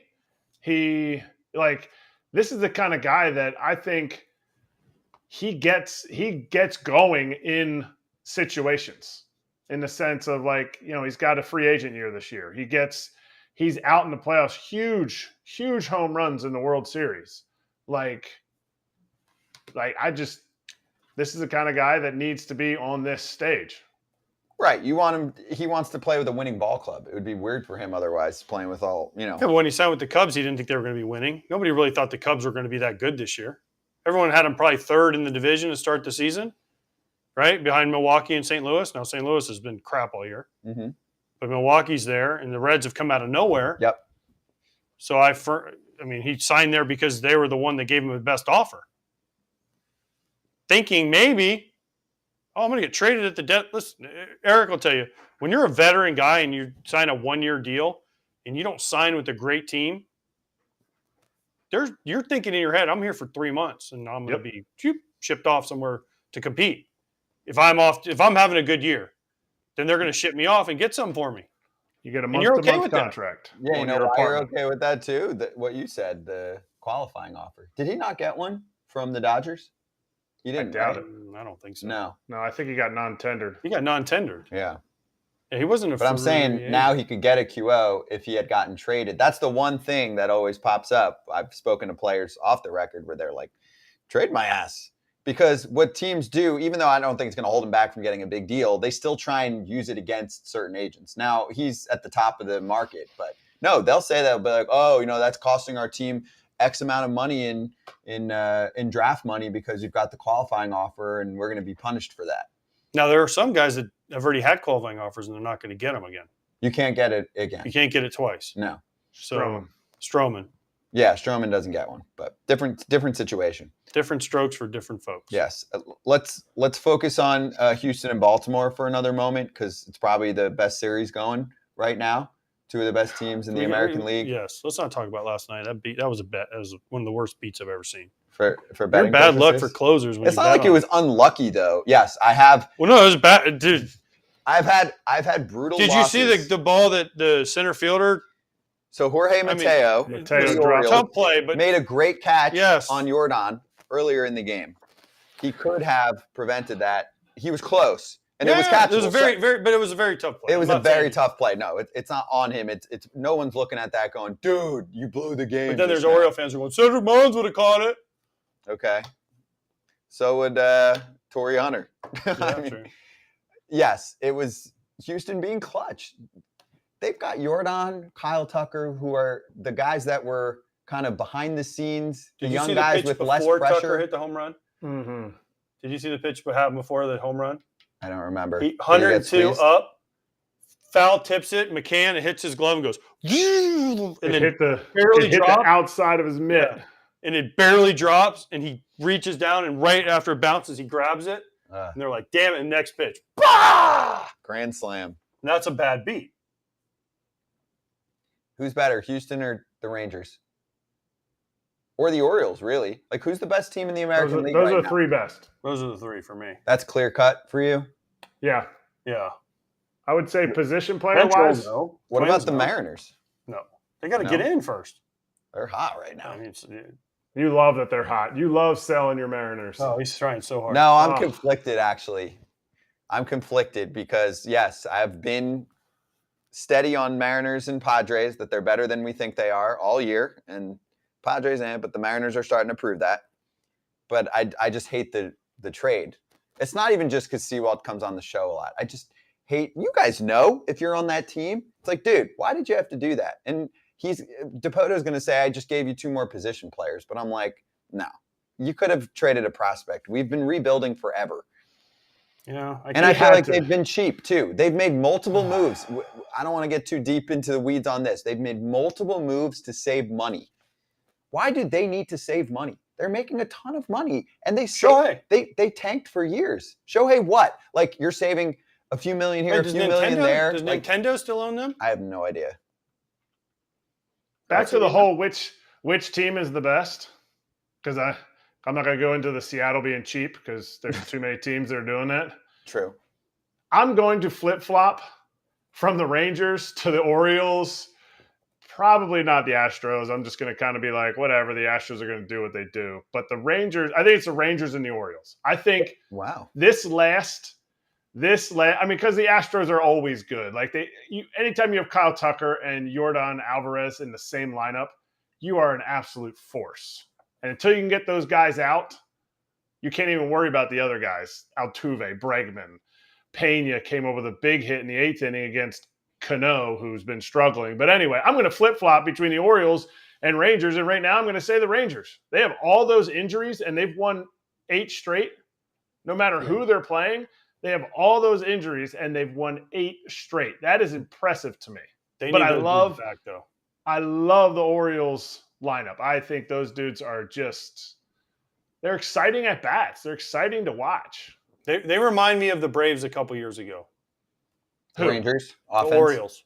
Oh, the Orioles. Because all these young dudes, right? So a couple years ago. No, I'm serious. Because a couple years, not that the Braves guys are laughing old because they're not going to extend any of them. I know, but this is what. But here, exactly. Why not? They should already have started. But when the Braves dudes all came up, Acuna, Albies, right? Riley, all these guys were coming up. Mike Harris, they were all boom, boom, boom, boom, boom. But now it's Henderson, Rushman, all these Mateo, right? Weisberg, all these guys, right? Or boom. Westberg, yep. Westberg, sorry. They all hit the same time, kind of. I mean, a little bit scattered, but they're all kind of coming at the same time. So it's very similar to where the Braves were a couple years ago. Now the Braves went out and got Charlie Morton and got some veteran guys to kind of finalize it. Got some bullpen pieces to finalize, and they won the World Series. But it's kind of the same situation. The difference is the Braves, they're all locked up to like 2030. I mean, the whole team is locked up for a long time. The Orioles haven't locked up any of them. Like, why has Adley Rutschman not gotten an extension? I've brought it up many times. Why has Gunnar Henderson not been given something? I bet they have. I bet they've been offered. And the guy I always go to, you're shaking your head no, but I'm going to say this, and I can't. The guy I always go to is Buster Posey. And I think Adley Rutschman, that's the difference. I think that's where the Braves really pushed it over the edge when they got a guy like d'Arnaud and Flowers, veteran catchers, to help the young pitchers that were coming up. And the Orioles don't have that young pitching. But I'm going to go to Rutschman. I won't say it because Buster asked me not to, but if you guys knew the contract that they offered him before they offered him his 108 years, $160 million, you guys would be like, whoa, every team can offer that. And he turned it down. And so to me, Rutschman has to have. If the Orioles have not offered Rutschman that any kind of contract, at least that amount of money, then there's something wrong, and other owners need to step in and help. Fine, but they need to make an offer that he accepts, though. Now they do. I'm saying before. It's easy for any team to say, "Oh, we made an offer" without telling anybody. Like they could have gone to him and said, "Here, 8 years, $8 million." Like he's gonna be like, "Yeah." And then the Orioles said, "Well, we tried." Well, yeah, but come on, let's be serious here. Like make an offer that both. He's the face of the franchise. Now, Yeah, exactly. And they knew it was coming. He was the face of the franchise So the in day the he minor got leagues. there, the day Forget that. Yeah. He was the face of the franchise in the minor leagues. It's Heck. a fact. Heck, they should almost be trying to lock up Holiday at this point. Because he's next, right? But all these Gunnar Henderson, got off to a bad start. He's on fire now. Lock Bautista. Lock him up. Think he's that good. Lock him up. Because he's going to cost you $100. He's going to cost you $100 million. Whatever Diaz just got. It's crazy. It's crazy to me that we haven't heard one peep out of the Orioles saying we've signed. What are That's they on allowed par. to signed say? anybody. What are they allowed to say? We signed insert player. Are We're you in the allowed to- middle. You know how pumped up I don't know what you're allowed to say in Baltimore anymore. But They're true. defaming the team. I'm suspended. But you know what I'm saying, right, Kratz? Yes. Like think about how excited the Oriole fan base is already going crazy. Think about how excited they'd be if in the middle of this race where they're running away with the East, they came out and said, we signed Gunnar Henderson to a 8-year Whatever. 120 million. Andre Jimenez deal. What did he sign? 8 years, $108 million? Yeah, I'll give him Something 120. like that. Boom. Okay. They'd be like, oh my gosh, we're actually going for it. And then they said, oh, we signed Adley Rushman to 8-160. What Buster? And then you eat up their free agent years. And then it also makes those dudes easier to trade because they know what their salary is. Well, you don't want to trade them. I'm I'm just saying, if it ever came to that. Yeah, I know, but you could say that about like Ozzy Albies or something, right? He's on a very team-friendly deal. They're not going to trade him because they can afford him. Right. But if the Orioles are known as being cheap. Yeah, but they can afford it. This is all tied to the same issue. The Orioles do fine. It's just a matter of which teams want to pocket the cash and which teams want to put it back into the ball club. I agree. That's really what it comes True. down to here. But at the same time, they need to sign somebody. I know. And we said this about the Pirates, and they did. They signed Reynolds. And they signed Brian Hayes. So they've at least done a couple. Mm-hmm. They didn't sign Keller, did they? Not yet. Nope. Okay. That's why they got calls. I listened to Ben Charrington talk in the last few days. He said, obviously, we're going to get calls when you have two of our guys that are playing really well in Mitch Keller and David Bednar, who are into their arbitration, I think, now, and they're not signed to long-term deals. You're going to get phone calls because teams are looking at them like, are these guys part of your future or not? Because you haven't signed them up for the long term. The one other piece of this is the business component. This is real. If you're a parent and you're in, say, the Baltimore area and your kid's into the O's now because they're good, right? And you're like, what am I going to get my kid? He wants a shirt or a jersey or whatever, right? He wants something from one of our guys, but I don't want to get something where it's a dude that's only going to be there for a few years. You buy something of the player that's signed up for a long time, right? Who's that on the Orioles? You don't have that because nobody signed up for a long time. Is there one long-term contract? Not one. No. For anybody, even the older dudes. Nothing. Well, who's an older dude? Kyle Gibson? Austin Hayes. He's not signed. I know, but that's what I'm saying. Like Austin Hayes is an all-star this year. I agree. He's a free agent soon, I think. He's a Cedric free agent what about after probably Cedric, 25. What about Cedric Mullins? Great name. Never extended. And a lot of teams called about him for the last couple of years, too. So, yeah, it's a good combo to kick around because Baltimore is in their winning window. And the one other thing, because I know there's been some good quotes in the last week with Texas, and I think there was a story put out, I didn't get to read it yet, this morning from Jeff Passan. I think he was talking to the Rangers front office. They're like, if not now, then when, for our winning window.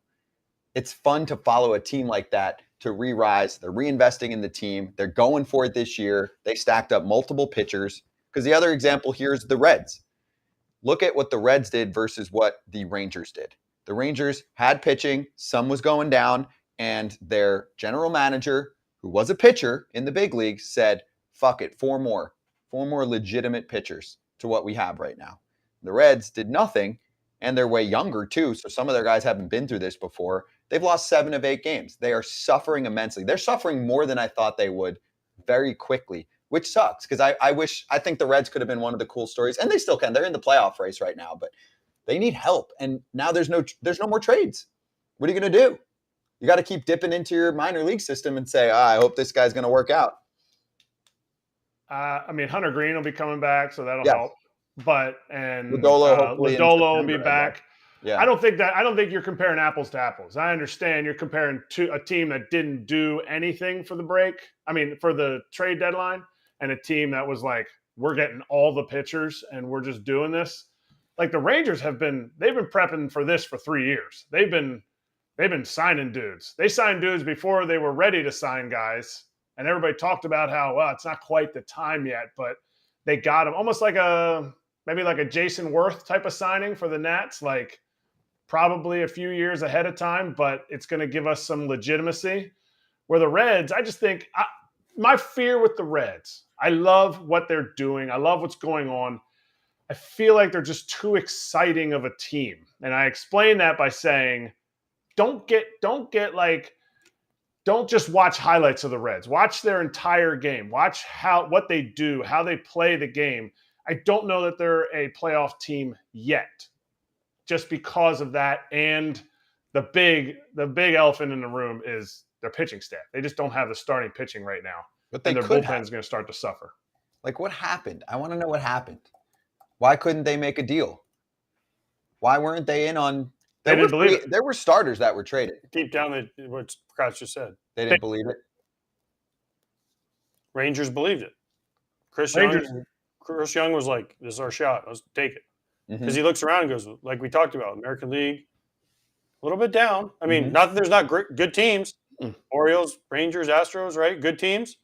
But he's like, there's not that juggernaut. There's not a Yankee Red Sox, oh my gosh, how are we in the world are we going to beat them team? So, but the Reds were like, okay, well, there's the Braves and there's the Dodgers. Can we really? But at the same time, kind of like with the Cubs, if they get, I mean, you've seen the rejuvenation of the Cincinnati fan base, and we had Kirk Herbstreit on here talking about it. They're talking about baseball in Cincinnati, one of the great franchise histories in all of baseball. You make the playoffs on a year you're not supposed to make it. Again, it's about building the culture, right? We keep talking about this. Winning culture. Hey, guess what, guys? You get off to a good start as a front office, we'll go make the moves to help you get to the finish line. Whereas maybe, like Kratz said, they weren't all in. But that's not reading the room. That's not reading the room. Why? Because as much as you want to say there aren't juggernauts in the American League, they don't care about the room. The people are now calling the National League wild card race a pillow fight. No, that's just you. No, that's not true at all. Dude, I'm telling you, that champagne when you make the wild card, no matter where you make the wild card, tastes the exact same as the Braves when they're going to win the division. No, it doesn't. Because you have a chance. No? Do you disagree? I think you win the division, you feel a little bit better about it. I never won a wild card, so I don't know. I didn't say what you feel like. I said what it tastes like. It tastes the same. I want to know this. This is good. It tastes better when you're better.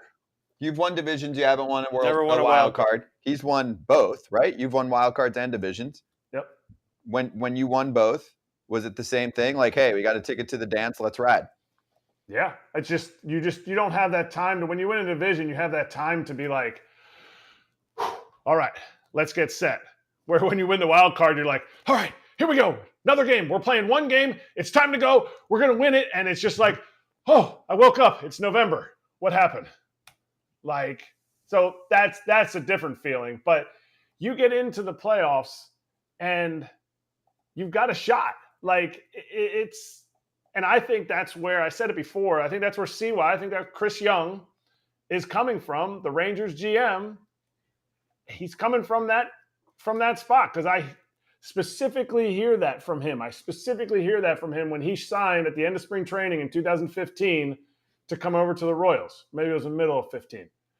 He wanted to win. He saw what we did in 14, and it's one of the reasons he wanted to win. And he's like, I want to get out there as soon as I can because I've lost divisions. I've lost a spot in playoffs by one game. So these one game things, they matter. And I think there's such a value to getting in. And Scott, you were talking about like the window is now, I forget exactly what you said, but the winning, like think about the Astros in 2015. They went to the wild card game. They beat the Yankees, right? Remember what happened in 16 to the Astros? Nothing. They didn't make the playoffs. They didn't make the playoffs. So you have to, I agree with you, you have to take advantage of the times that you have it.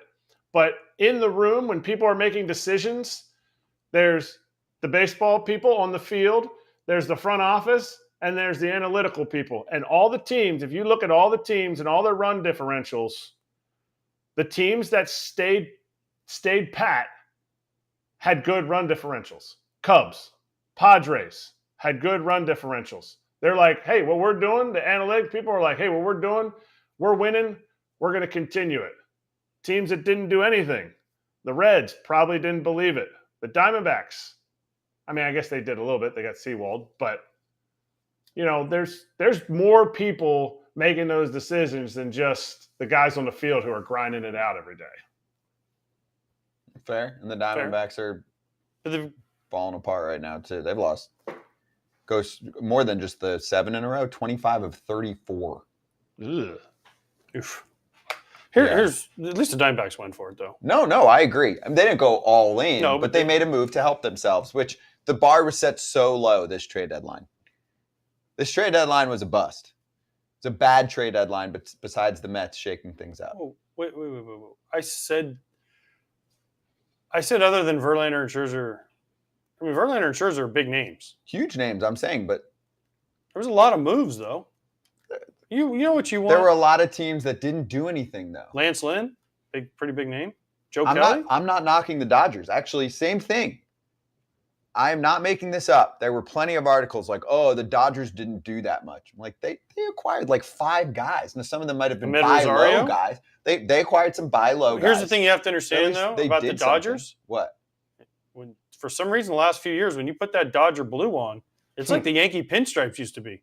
Man, all of a sudden you get a veteran guy and you put Yankee pinstripes on him. Holy cow, they're great again. The Dodgers kind of have that vibe right now. Oh, you get a veteran, he's kind of not doing the best. Yeah, we get him. We'll figure him out. And it's like, whoop. They're not the only ones. You know what the other part of that Who's another one? This has been going on for a long time. Do you know what the other part of that trick is? Where is that player coming from? I'm serious, though. I know we've been knocking the Sox this week. But Dodgers, Guardians, Astros, I'm missing some others, too. Nationals. When they bring them into Nationals. I'm saying when those 3 teams and some more bring them into their pitching system, they change. I was going to say Josh Bell didn't do very well in Guardians. No. Pitching specifically, when you have a pitcher, everyone picked on the Pirates for years, right? Oh, that dude's got stuff. They're not doing it right. Bring them, and that's not even looking at their development system. There's some that do that too, right? Where they pick off prospects. But I'm talking about big leaguers, whether they're new in the bigs or they're veterans. There are some teams that did this for years. They would say, where are they? Oh, they're not doing it right. And they would bring them over. Accurate? Yankees had a little bit of this. There's probably like 5 to 7 teams that said we can consistently bring a guy over from 10 to 12 teams that don't have the pitching plan in place. Yep, I agree. I think the Oakland, Pirates, KC, I'm trying to think who else, but they don't analyze it well. You know who's done it really well? Sox? White Sox. Well, that's just beating Obvious. a dead horse. Why are you picking on the White Sox? Yeah, sorry about that. Not you, Kratz. The Brewers have done that with catching recently. They brought in Victor Caratini. They brought in Narvaez. They brought in Contreras, who was awful. Remember? Everyone said Contreras couldn't catch? Yep. Look at his numbers. I just Dude, did William their game. Contreras is great. Dude, I just did their game on Thursday last week, and I asked Craig Counsell that exact question. That was one of the big topics in the game, because then you have Henry Davis, who was the 1-1 pick for the Pirates on the other side. He's playing right field. And you ask them, why is he not catching? He was drafted. Well, he's not ready yet. Well, why is he here? Well, he can hit. Well, how do you develop him at the big league level? And Derek Shelton was great. He's like, well, we're doing the best we can. We're getting him an inning here and there. Now they can. They just kind of changed. Yes, but the game plan. But William Contreras was brought over. Kratz will tell you, he was brought over as a hit first. We'll see if we can make him a catcher. No, disagree. What do you mean disagree? With the Brewers? When the Braves, William Contreras was considered hit first. The Braves were like, we don't know if he can catch. Oh, yes. Yep. And the Brewers were like, we can make him catch. Mhm. Yep. And now he's top 5 in every statistic analytically that people care about. Framing, whatever you want to put, blocking. Now, listen, the one thing I'll say about this is the blocking, he picks, like he doesn't block, he picks balls. Whatever. No, I agree. He's If it got the works, hand-eye if coordination. it works, it works. It's working. But I just, over a long haul, I don't know if you can just constantly pick sliders 3 feet outside. Okay. That's more of the, but they made it. And I asked Craig Counsell, I said, Craig, what do you, and he's like, we just work with him. We talk to him. After games, we sit down with guys. Before games, we sit down with guys. During games, we have, I forget the guy's name who's like, they're catching. Walker. What is it? McNevin. That's it. Yep. Give that man a raise. Yeah, for real. But he takes a personal interest in just the catchers, and he deals with just the catchers in the game planning. And the pitchers. Well, yeah. But he also, yes. But he's like, we have a lot of they have a lot of one-on-one time with him, and we just seem like we can get the best out of these guys because they feel important. They look for things. They look for things. When they got Narvaez, they break up the receiving, because the big thing is the receiving. You know, what kind of numbers you get receiving? How can you do things? What are some athletic moves? What are some, things that they're doing wrong? That's like, hey, if you change this will work. But Narvaez specifically, when he was in Seattle, he had, I forget what the score was for receiving. His receiving score was brutal. He was bottom 5 in the league. His framing was awful. I remember the whole thing. I was working for the league back then. Yeah, the Mariners were fed up with him on defense because they cut his framing. You can cut framing in whatever way you want, like low part of the zone, top part of the zone, whatever it is. Pitches that were 94 or 95 plus, his framing was like second or third in the league. But on all breaking balls, it was less. So this is where a team like the Brewers, who definitely are in a small market, definitely do not have as much money, can pick up a catcher that just pumped 20 homers the year before, and the Mariners were like, beat it. The Brewers can flip Estuary Ruiz for William Contreras. Like, that's how you get tons of value based on the numbers and the analytics, and organizations that don't have these programs. And whoever said it earlier in the year, they said everybody's got it, everybody's equal. They don't. Not everybody has it. And to me, you're seeing it in teams that don't get the most out of what they have when teams go other places, and they do get the most out. I agree. Certain teams are just better at certain developmental things than other teams. And that's it. Yeah, it's working for Milwaukee. Mm-hmm. But that's what I'm saying with pitching. The same thing has gone on in the league for a while with certain teams. It's not just who you're getting, it's where you're getting him from. True. Agreed. Yeah. I mean, it always matters. You're poaching from those organizations. And there's development issues with some teams. Oh. And other teams thrive. This is why, I think we started this because we were talking about the Dodgers.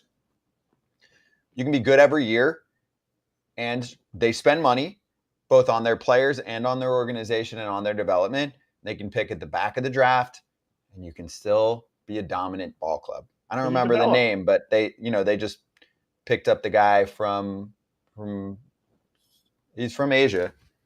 The pitcher. I don't think they saw that. Yet. The Korean kid. Well, they're going to. Yeah, the right? Korean kid that's not going to go to KBO. I'm sure he's going to be freaking great. The Dodgers just do, draft better, sign better guys, develop better. Yeah, but that's Friedman coming from Tampa, and what did they do great? Drafted well, developed well. So and they both treat people really, really well.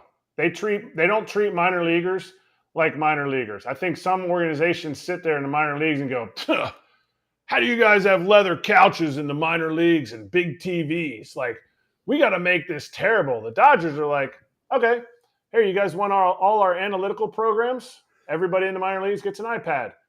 Here's your password for the analytical program. Like, see where you're doing well, see where you're not doing well. They took all the bad food out of the locker room, whether you agree with that or not. They were the first organization to start feeding their minor leaguers better, to give them sleep, a sleep doctor that would come in and help them out, to give they did so many things. They upped their travel stuff. They started paying for lunches on the road in the minor leagues. And then when you got to the field, you would also have another meal, and then they paid for post game. Like, they were doing that before Major League Baseball made it mandatory. So you can't tell me, oh, they just draft better. They just have such much better scouts. Their scouts are seeing the same people. They're just handing them over to people who do it better. Also, Kratz, if you're a coach, don't you want the player there like as much as possible? Obviously, you want them to be home to a certain extent, but like you want the guys there early. You want to be able to work with them on things. You want to feel like you had enough time in the day. You know the best way to do that? Make them want to be there early. Feed them well. Give them a good place to hang. You know who does that? Who, especially before the pandemic. Pandemic changed things a little bit with remote work. Tech companies. You see the campuses for some of those big tech companies over the years? Sleep pods. The cafeterias are first class. I've been to Google headquarters. It's pretty cool. It's insane. It was pretty cool. It's insane. But my thing, I agree with everything we've said here except for one thing. I think it was you that said they're seeing the same players. Kratz said that. Sorry. They're seeing the same players before the draft, but they're getting better players later in the draft that have specific skill sets that the Dodgers say we can make this into something special. So yes, they are. Everyone's seeing the same players, but just because you're seeing the same players doesn't mean teams draft the same way with the same philosophies. Cleveland do better. Cleveland does it too. Cleveland does a really good job, and they put money into things like in the offseason. They have J camp, turkey camp. You can essentially live at the facility and learn from a cook who takes you out to eat. I mean, it takes you out to the grocery store to teach you how to cook your own food to be healthy. Teaches you all this stuff. Costs Cleveland like $1.2 million to implement all this stuff. And you're now creating and developing players in the minor leagues and hopefully big leaguers that stay healthy. And this stuff matters. Like, this stuff matters. And the teams that don't do it, the other teams are just waving at them from the shore like, hey, you guys can come up here anytime. Like, there's no rules against this. Yes. Cleveland has – you're right. That was exactly what I was thinking of. On the pitching front, because I hosted the draft for a long time, Cleveland looks at certain pitchers, college pitchers that have the control, that have some secondary stuff, and maybe the fastball velo is not there, and they're like, put him in our system. We'll get him a few ticks, and then he's going to look sick. They do it over and over again. And that's why they said they felt comfortable trading Savali. Tanner Bybee. There's many. They have a formula. They have a formula. It works. And the money part of this, though, is it always comes back to that. Because I can tell you from multiple former and current GMs that I've spoken with, they all think this way. They all want to do what the Dodgers do, what Cleveland does on that specific front, right? They'll talk to their owner and say, hey, I know we've got only this budget. Let's spend 1.2, which is barely over the league minimum, to change everything, right? I know a very specific story about an organization not long ago that was proposed to beef up their minor league food situation and nutrition and all that. Because they were like, yo, our dudes are eating like shit. and he was like, and it would cost you like $150,000 to fix this for the year. And the owner was like, hell no, I'm not doing that. Hell no. There you go. It's the little things that make big differences. Yes, it does. So just throwing that out there. Last thing we're going to do today, Dexter McCleon Jr. is going to join us in a moment. I think this is the youngest guest that we've ever had on the show. I would hope so. I mean, Adam Jones's kids showed up every once in a while. That's true. Jonesy's kids. Actually, Lo Cain's kids are younger. Yeah. Youngest official booked Cam guest. showed up. Yes. Okay, that's fair. So Dexter's going to join us pretty soon. And dude's doing it at a young age. And he's a big dude. So working on getting him set up right at the buzzer here. So we'll get to that in a moment. Can I try and... Well, I guess we'll do slap hands at the end. And I was going to say, should we do slap hands and then flip it back? I'm trying to talk to my producers as we go here to see what the order is. I know they're getting set up right now. They're just your producers. Mm-hmm. I heard that. Yep. What? I have to say our? Yeah. Well, they work. We will all work with them. It's not just you, Mr. Hoity-toity. Our producers. He's had a lot of me comments today. Scott has. Yeah, well, I'm learning from you guys. It's I all tell you about what, pitchers, wins, and losses. Fuck the team. All right, I can't curse anymore. We got a youngster on. He's ready. Our perfect game player of the week, ready to go right now, and it is powered by Launch Hydrate, which I'm drinking today. Dexter McCleon Jr., a 2028 grad. You want to feel old?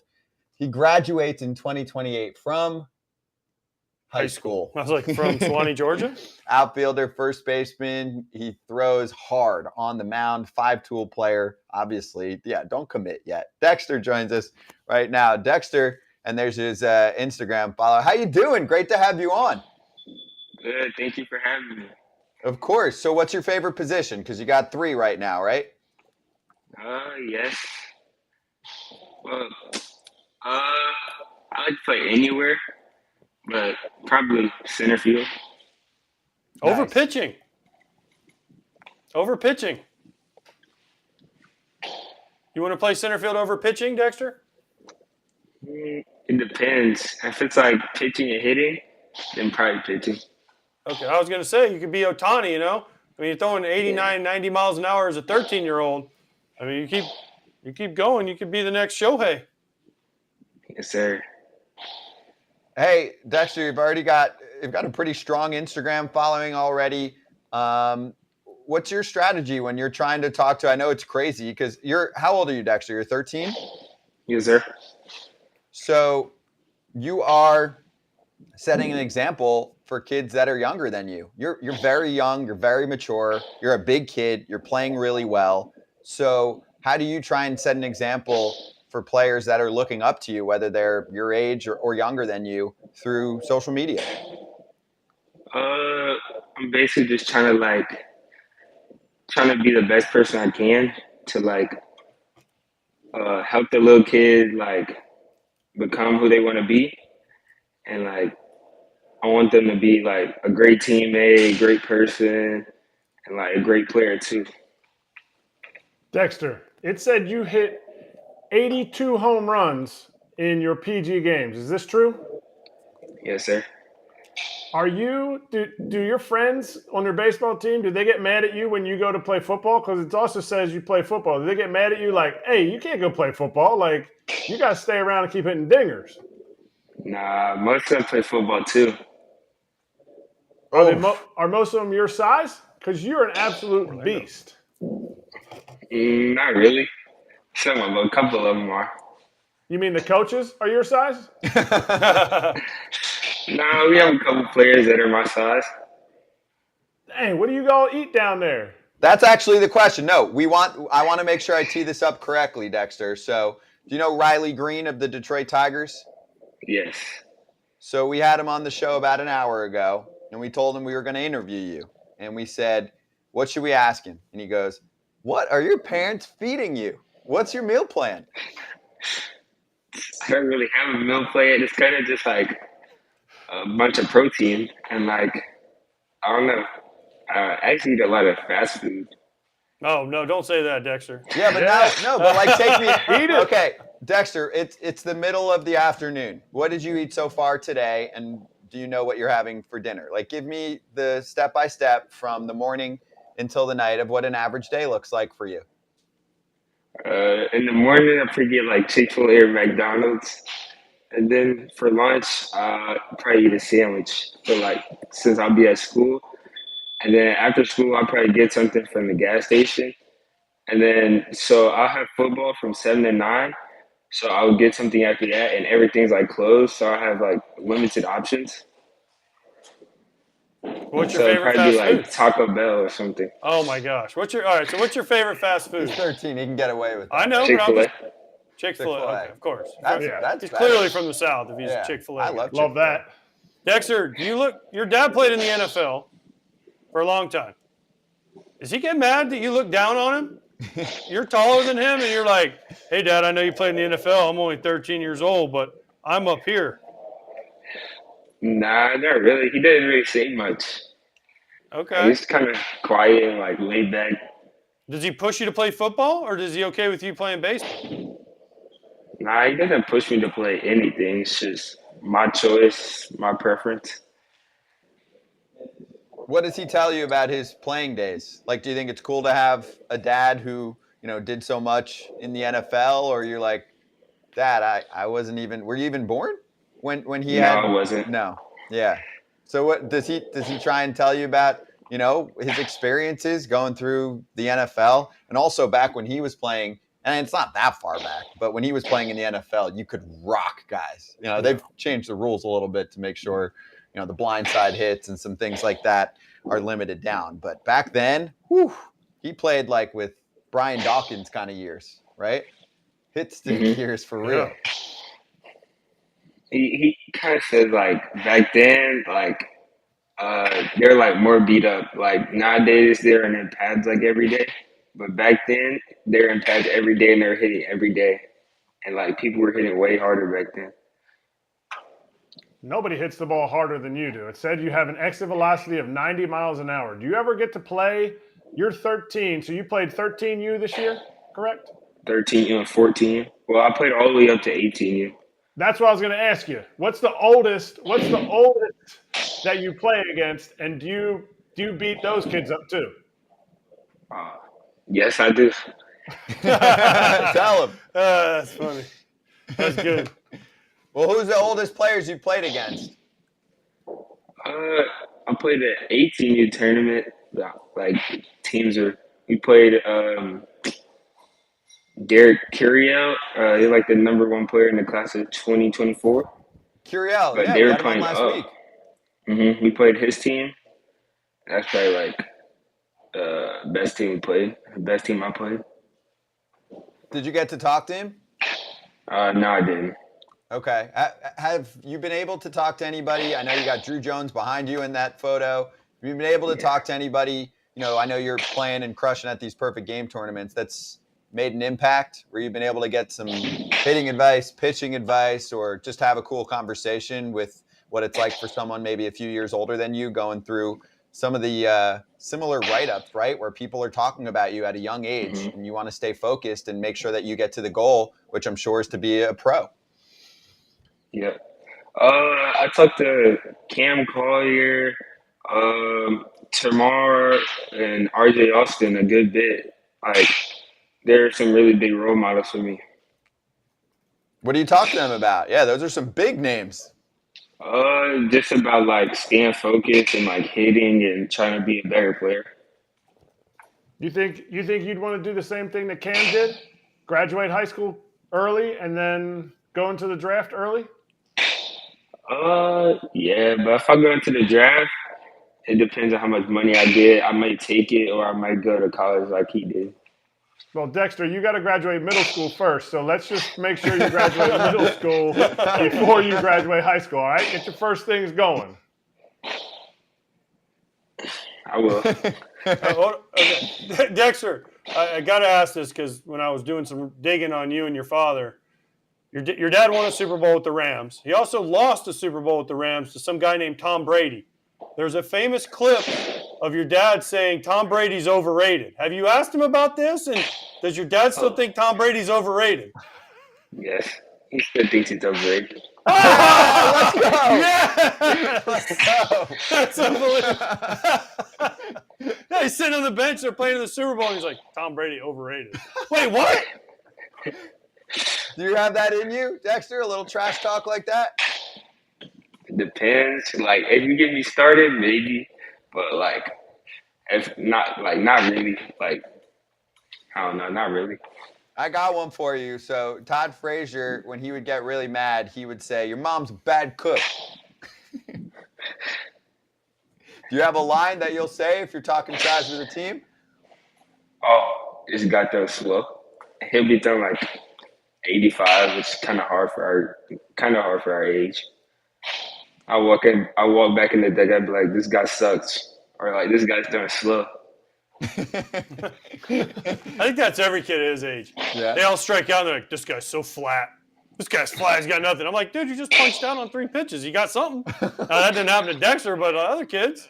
Dexter ain't striking out. That's what I'm Nobody. saying. Yeah, he ain't striking out. Dexter, what's the best part about PG?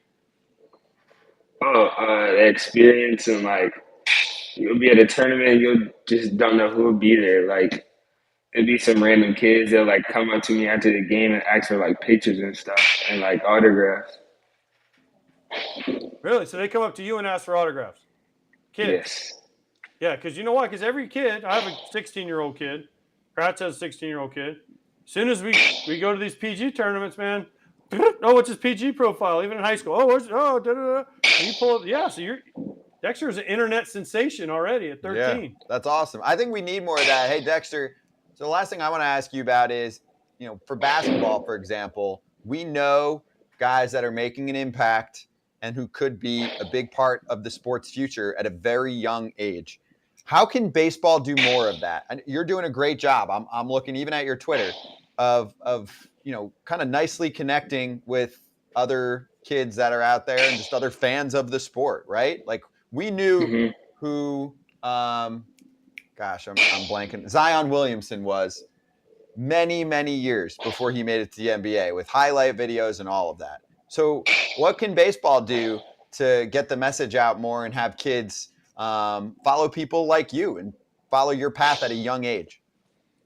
I think like they should start posting more on like the bigger social medias and like posting games, like full games on YouTube and stuff. Yeah, I like that. I like it. That's great. And doing more things like this, getting themselves out. I mean, I know there's not a lot of platforms, but thankfully the perfect game. Now we talked to Derek Curiel, right? Yes. Now we're talking to Dexter. I mean, trust me, kids of Dexter's age, they'd rather hear from people like Dexter than people that are in the major leagues because they want to know what the heck Dexter McCleon Jr. eats every day. You know what I found out? Taco Bell. Fast food, baby. Well, you're going to have some kids watching this interview that are going to go, like, Mom, look what he eats. I need to eat more Taco Bell, Mom. She's like, no, you're going to eat your broccoli. No, Dexter doesn't do that. I saw Dexter on FT talking about which fast food he was hitting. So, but Dexter, keep doing your thing, man. Keep crushing it on the field. You're very well spoken. I think you're a big kid, but people should realize you're 13 years old, very composed and mature. It's awesome having you on here, man. Great talking to you, and good luck. Okay. Thank you, Dexter. Enjoy 8th grade, man. Yes, sir. Thank you, Dexter. Thanks, Dexter. Our perfect game player of the week. That's cool. I love that. Check out launchhydrate.com for 20% off on all flavors, or you can scan the QR code and make sure you use that claim code 20FOULLAUNCH. It's in my hands right now. Got some tropical action. It's delicious. So, cheers to Launch. Cheers to Perfect Game for putting all of that together. And I will cheers to some slap hands action right now, too, as we say goodbye. We doing slap hands? No. We'll just slap hands like We're going to this. do Kratz hats. Kratz looks like he has a big league hat on. We don't care. He played for 12 teams. What? How can you not care about a Boston Red Sox? This one's for my guy, Jeremy Meyer. I don't know if he's paying attention to the show today, but he said he'd be around. So this is my Fenway Park. I was there for 2.5 days. I was a Red Sox. Never got an at-bat. I would say that's probably an 8 out of 10. What, Red Sox? No, their accent. Screw the hat. It was all right. He didn't say "ca." Okay, is Mad Max coming on tomorrow? Maybe. I'm not gonna guarantee it, but I was told that from Max that he was looking to come on and he was all for it. So well, unless Mark screws it up. No, we have a slot open. Yes, he told me 2 p.m. Eastern. 2 p.m. Eastern. That's 1 hour into our show, which is 1 to 3 weekdays. Thanks to everyone that joined us today. Too many guests to count. Mad Max tomorrow, hopefully. Ken Rosenthal for sure tomorrow. Sheffield Shuffler is going to join us at the end of the show tomorrow. And we will be back in Atlantic City on Friday for the super fans at Borgata. By we, now I say we and AJ points to me. Because I'm not part of that. I'm Kratz not allowed in New AJ's Jersey. always invited. You're not invited, but good news. Tomorrow, Rowdy says he's coming on too. Let's go. Rowdy's back. It's been too long. I haven't seen Rowdy in a week. Yeah, he must miss me. Old 9-finger Rowdy. Love it. You know why he's coming on? He's got a bobblehead coming soon, so he wants to promote it. Oh, look at me. Whippity-doo. See you tomorrow. AAA Rehab Rowdy.